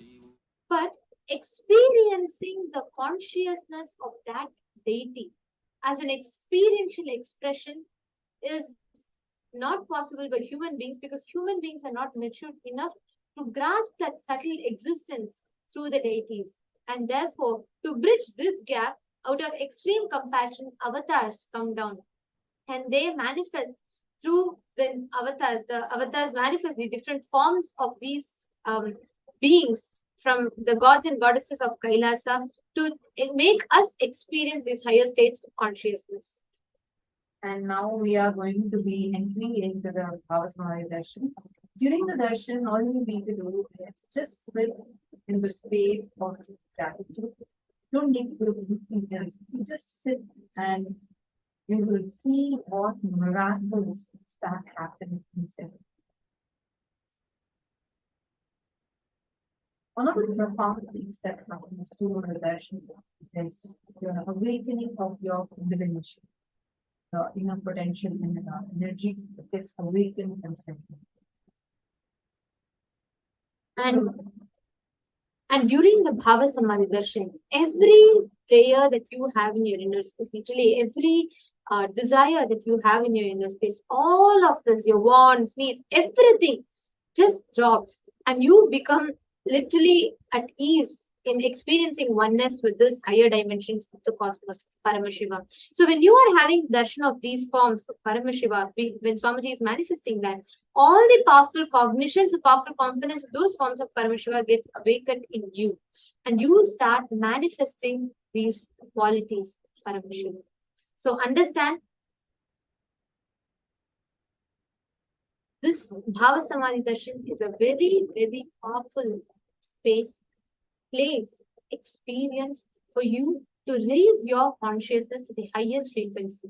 You may be sitting thousands of miles apart, somewhere in the US, somewhere in India, somewhere in Australia, different corners of the globe. But no matter which place you are in, what time zone you are in, just by seeing the darshan, you are channeled, you receive the highest frequency of consciousness. Literally, you are initiated with the powers, powerful cognitions, and all these auspiciousness of the gods and goddesses. It does not happen by, it doesn't matter, it is not bound by the parameters of time and space. Instead, through what science calls as a quantum tunneling, what Hinduism introduced thousands of years ago as Shaktini Pada, the initiation where the avatar transmits these energy and powers to us beyond the parameters of time and space. And this quantum tunneling, the quantum entanglement happens to us just when we see the avatar. We all might have heard about this concept of mirroring of neurons, right? Like how when you see a certain film, it triggers a certain emotions in you. When you see actors just enacting it, you still feel those emotions in your inner space, right? This is what science calls mirroring of neurons, where your brain neuron activity mirrors whatever activity it sees in the person in front of you. And imagine what happens to us when we come face to face with the avatar, the highest possible way of human being to exist is avatar. And when human brain comes into face with the avatar, our brain is raised to the highest frequency where you mirror the cosmic neurons of Swamiji. This is what happens during the Bhava Samadhi Darshan. And now, let us all get ready to receive the Bhava Samadhi Darshan of Paramashiva, the forms of Paramashiva. The 64, out of the 64, we will be having the darshan of 4 forms of Paramashiva: Chandisha Anugraha Murthy, Chakradana Swarupa Murthy, Pashupata Anugraha Murthy, and Kirata Murthy. Let us all get ready to receive the Bhava Samadhi Darshan now. We will now be chanting the Dhyana Shloka.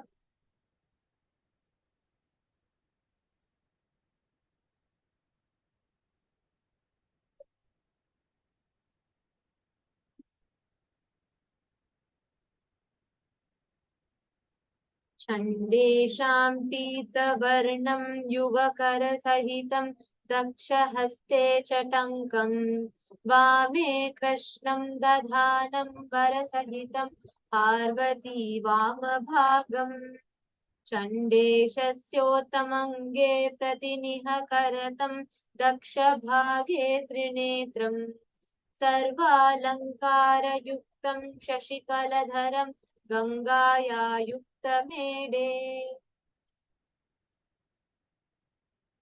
देवस्य दक्षिणं भागे तु चण्डेशं तु प्रकल्पयेत् देवस्य बाहुमद्रेण चण्डेशायाम उच्यते न्यस्तव्योमप्रसादेन चण्डेशो भक्तिसंयुतः चण्डेश्वरं स्वर्णवर्णं फालभूषणभूषितं देवं शिरसि चण्डस्य लीलया परिशोभितम् चण्डेशानुग्रहं प्रोक्तम्.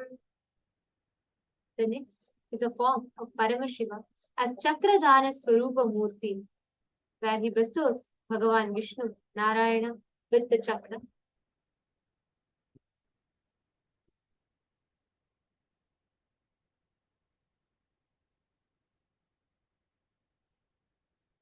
विष्णुस्त्वमीशं पुरस्थितो अजलिकरो देवस्य पादाब्जयोः संस्थाप्याक्षिलत्स्युमाल्यमनिशं पीताम्बरं कौस्तुभम् यस्तस्मै दयापरं पशुपतिं पद्माक्ष इत्याख्यया टङ्कं कृष्णमग्रं वरं च दधतं चक्रं प्रदं तं भजे एकवक्त्रं त्रिनेत्रं च जटामकुटसंयुतं चक्रं ददं मेनं च परशुं वरद चैवम्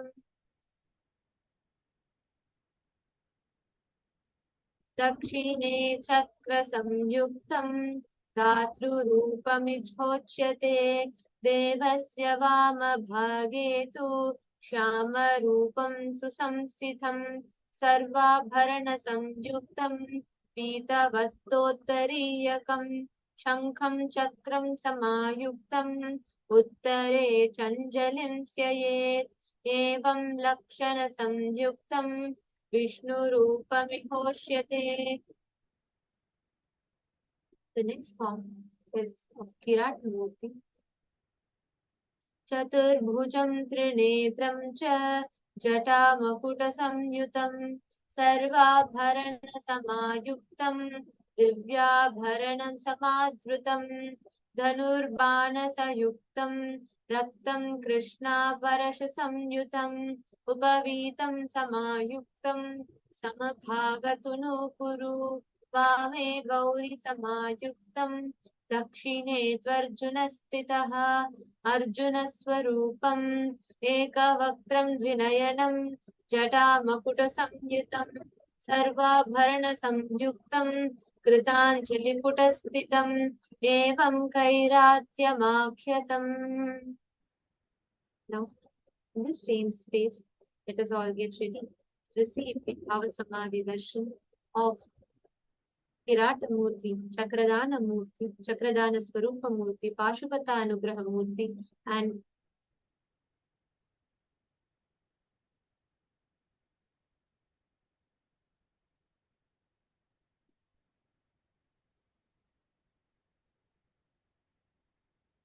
Chandisha Anugraha Murthy forms of Paramashivam. He sits here.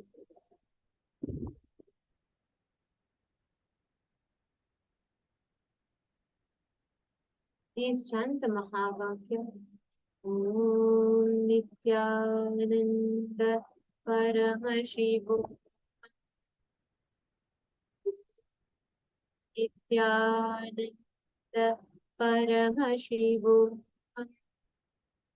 Om Nithyananda Paramashivam.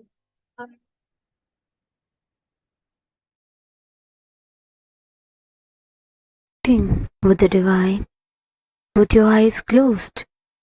is meditation. Connecting with the divine with your eyes open is darshan. Come, let us all now move from meditation to darshan. Slowly, very slowly, please open your eyes.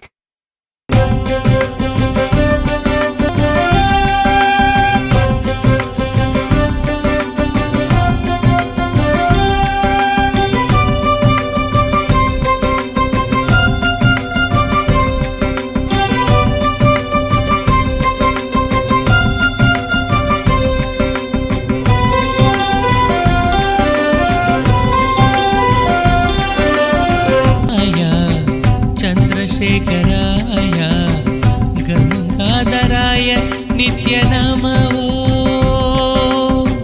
नित्येश्वराय चन्द्रशेखराय गङ्गाधराय नित्यनमो नित्यानन्दाय नित्यबोलो आनन्दशयन Nityanand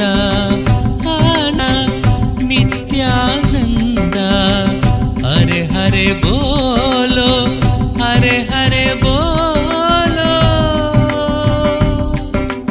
बोलो नाथा हरे जगदीश शिव गंगाधर नित्य पुरीशा नाथा हरे जगदीश शिव गंगाधर नित्य पुरीशा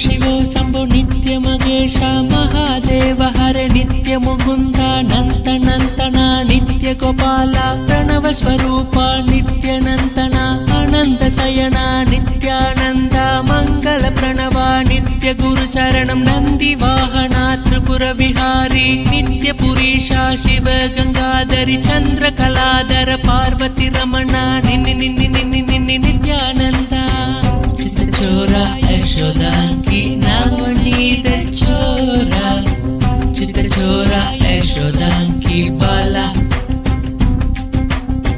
चित्रचोरा यशोदा की नवनीत चोरा चित्रचोरा यशोदा की बाला नित्येश्वराय चन्द्रशेखराय गंगाधराय नित्य नमो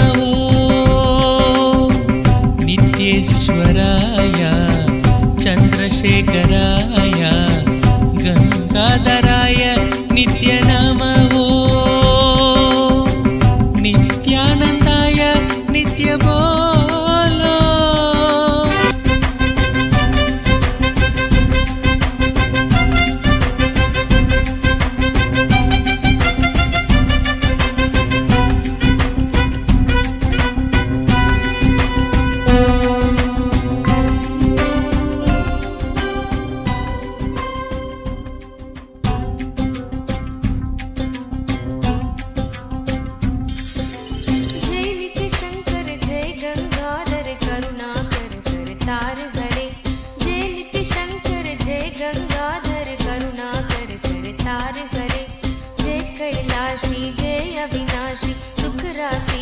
सार हरे जय कैलाशी जय अविनाशी सुख राशि सुख सार हरे जय शशि शेखर जय डमरूधर जय जय प्रेमागार हरे जय शशि शेखर जय डमरूधर जय जय प्रेमागार हरे जय त्रिपुरारी जय मदहारी अमित अनंत अपार हरे जय त्रिपुरारी जय मदहारी अमित अनंत अपार हरे निर्गुण जय जय सगुण नामय निराकार साकार हरे नित्यानंद पुरी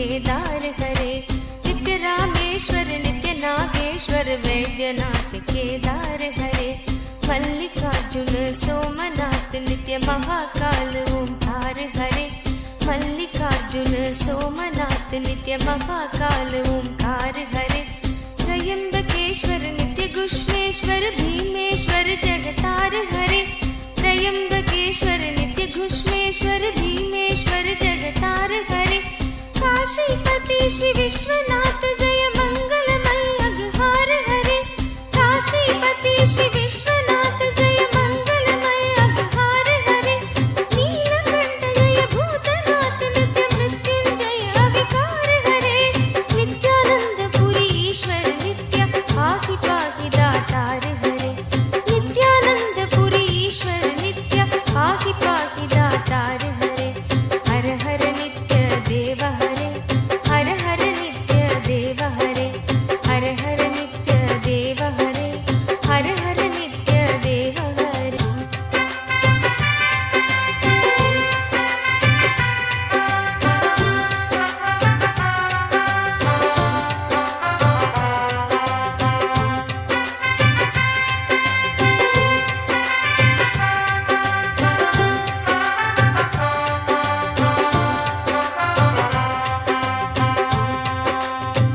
नित्य महेश जय नित्य भवेश जय आदि देव नित्यानंद विभो नित्य महेश जय नित्य भवेश जय आदि देव नित्यानंद विभो किस मुख से है गुणतीत प्रभु तव अपार गुण वर्णन हो किस मुख से है गुणतीत प्रभु तव अपार गुण वर्णन हो नित्य भव कारक तारक हारक पातक दारक नित्य शंभो नित्य भव कारक तारक हारक पातक दारक नित्य शंभो दीन दुख हर सर्व सुखावर प्रेम सुधाधर दया करो दीन दुख हर सर्व सुखावर प्रेम सुधाधर दया करो पार लगा दो भव सागर से बनकर करुणागार हरे नित्यानंद पुरी ईश्वर नित्य पाहि पाहि दातार हरे नित्यानंद पुरी ईश्वर नित्य पाहि पाहि दातार हरे हर हर नित्य देव हरे हर हर नित्य देव हरे हर हर नित्य देव हरे हर हर नित्य देव हरे जय मन भावन जय अति पावन शोक नशावन नित्य शंभो जय मन भावन जय अति पावन शोक नशावन नित्य शंभो विपद विदारण अदम उबारण सत्य सनातन नित्य शंभो विपद विदारण अधम उबारण सत्य सनातन नित्य शंभो सहज वचन कर जलज नयन वर धवल वरण तन नित्य शंभो सहज वचन हर जलज नयन वर धवल वरण तन नित्य शंभो मदन कदन पर पाप हरण हर चरण मनन धन नित्य शंभो मदन कदन पर पाप हरण हर चरण मनन धन नित्य शंभो विवसन विश्वरूप प्रलयंकर जगत के मूलाधार हरे नित्यानंद पुरी ईश्वर नित्य पाहि पाहि दातार हरे नित्यानंद पुरी ईश्वर नित्य पाहि पाहि दातार हरे जय जय नित्य देव हरे जय जय नित्य देव हरे जय जय नित्य देव हरे जय जय नित्य देव हरे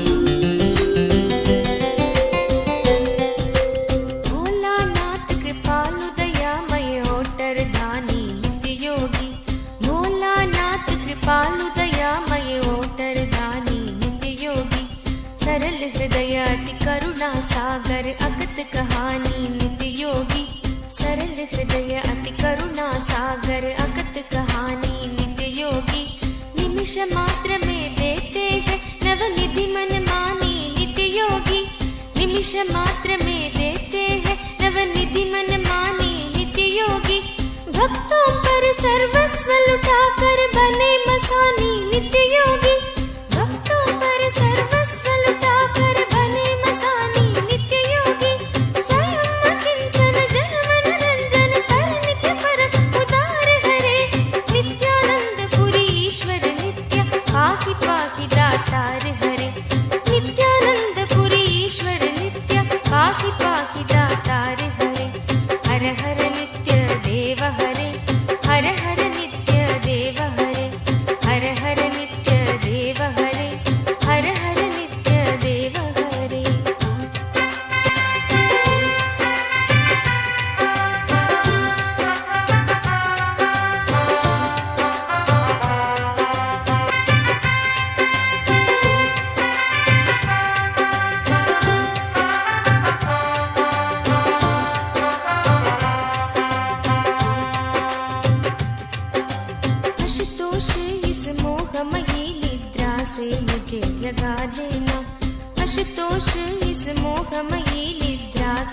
मुझे जगा देना, विषम वेदना से विषयों के मायाधीश छुड़ा देना, विषम वेदना से विषयों के मायाधीश छुड़ा देना, रूप सुधा की एक बूंद से जीवन मुक्त बना देना, रूप सुधा की एक बूंद से जीवन मुक्त बना देना, दिव्य ज्ञान भंडार युगल चरणों को लगन लगा देना, दिव्य ज्ञान भंडार युगल चरणों को लगन लगा देना, एक बार इस मन मंदिर में कीजिए पद संचार हरे, नित्यानंद पुरी ईश्वर नित्य पाहि पाहि दातार हरे, नित्यानंद पुरी ईश्वर नित्य पाहि पाहि दातार हरे, जय जय नित्य देव हरे, जय जय नित्य देव हरे, जय जय नित्य देव हरे, जय जय नित्य देव हरे। दानी हो दो भिक्षा में अपनी अनकायनी भक्ति प्रभु, दानी हो दो भिक्षा में अपनी अनकायनी भक्ति प्रभु, शक्तिमान हो दो अविचल निष्काम प्रेम की शक्ति प्रभु, शक्तिमान हो दो अविचल निष्काम प्रेम की शक्ति प्रभु, त्यागी हो दो इस असार संसार से पूर्ण विरक्ति प्रभु, त्यागी हो दो इस असार संसार से पूर्ण विरक्ति प्रभु, परम पिता हो दो तुम अपने चरणों में अनुरक्ति प्रभु, परम पिता हो दो तुम अपने चरणों में अनुरक्ति प्रभु, स्वामी हो निज सेवक की सुन लेना करुण पुकार हरे, नित्यानंद पुरी ईश्वर नित्य पाहि पाहि दातार हरे, नित्यानंद पुरी ईश्वर नित्य पाहि पाहि दातार हरे,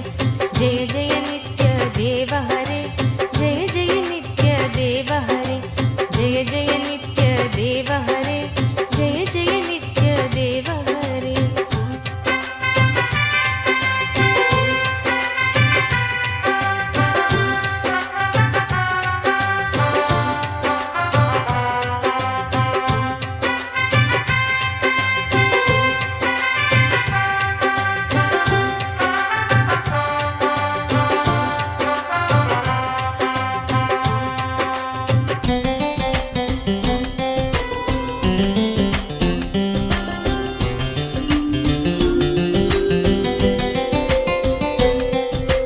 तुम बिन बेकल हूँ प्राणेश्वर आ जाओ भगवंत हरे, तुम बिन बेकल हूँ प्राणेश्वर आ जाओ भगवंत हरे, चरण शरण की बांग गहो हे उमा रमण प्रिय कंत हरे, चरण शरण की बांग गहो हे उमा रमण प्रिय कंत हरे, विरह व्यापित हूँ दीन दुखी हूँ दीन दयालु अनंत हरे, विरह व्यापित हूँ दीन दुखी हूँ दीन दयालु अनंत हरे, आओ तुम मेरे हो जाओ आ जाओ श्रीमंत हरे, आओ तुम मेरे हो जाओ आ जाओ श्रीमंत हरे, मेरी इस दयनीय दशा पर कुछ तो करो विचार हरे, नित्यानंद पुरी ईश्वर पाहि पाहि दातार हरे, नित्यानंद पुरी ईश्वर नित्य पाहि पाहि दातार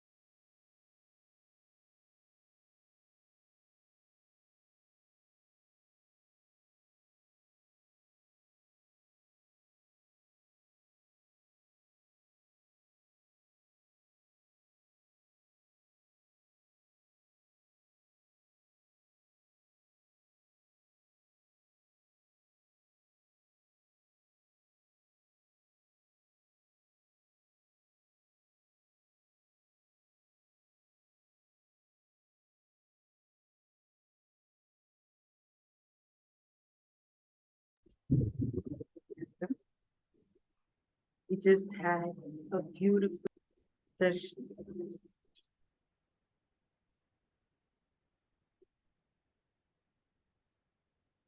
We just experienced phenomenal darshan. I request all of you to take a few minutes now and share your experience, and all our live viewers that are there on YouTube and Facebook and other social media platforms. Hope all of you had a great, wonderful experience in this darshan. Now, every single one of you are having the initiation directly from Bhavatar. Each one of your prayers, whatever that you put in the comment section, you will see how Swamiji makes it into reality. This time of darshan is extremely rare and phenomenal, profound time that just a blessed handful of us are having this as an experience. And now, with this, we're going to be continuing further with our program. Paramashivam program And is going also- on. And also, all the viewers that are watching it, if you enjoyed it, you would like to be a part of this, you would like to experience this, have the live Bhava Samadhi darshans and receive Swamiji's darshans with different, do not miss, sign up for Paramashivam. And all the viewers, social media platforms, I just wanted to tell all of you what we are experiencing now are the alive darshans. If you join the Paramashivam program, you will on live two-way video conferencing, experiencing the Nayana Diksha directly with Swamiji. So if you want to experience the live darshans, then do not wait. You can jump in right away. Sign up for Paramashivam program. And with this, thank you so much for tuning in. And we'll be back with you again tomorrow at the same time. Thank you, Nithyananda.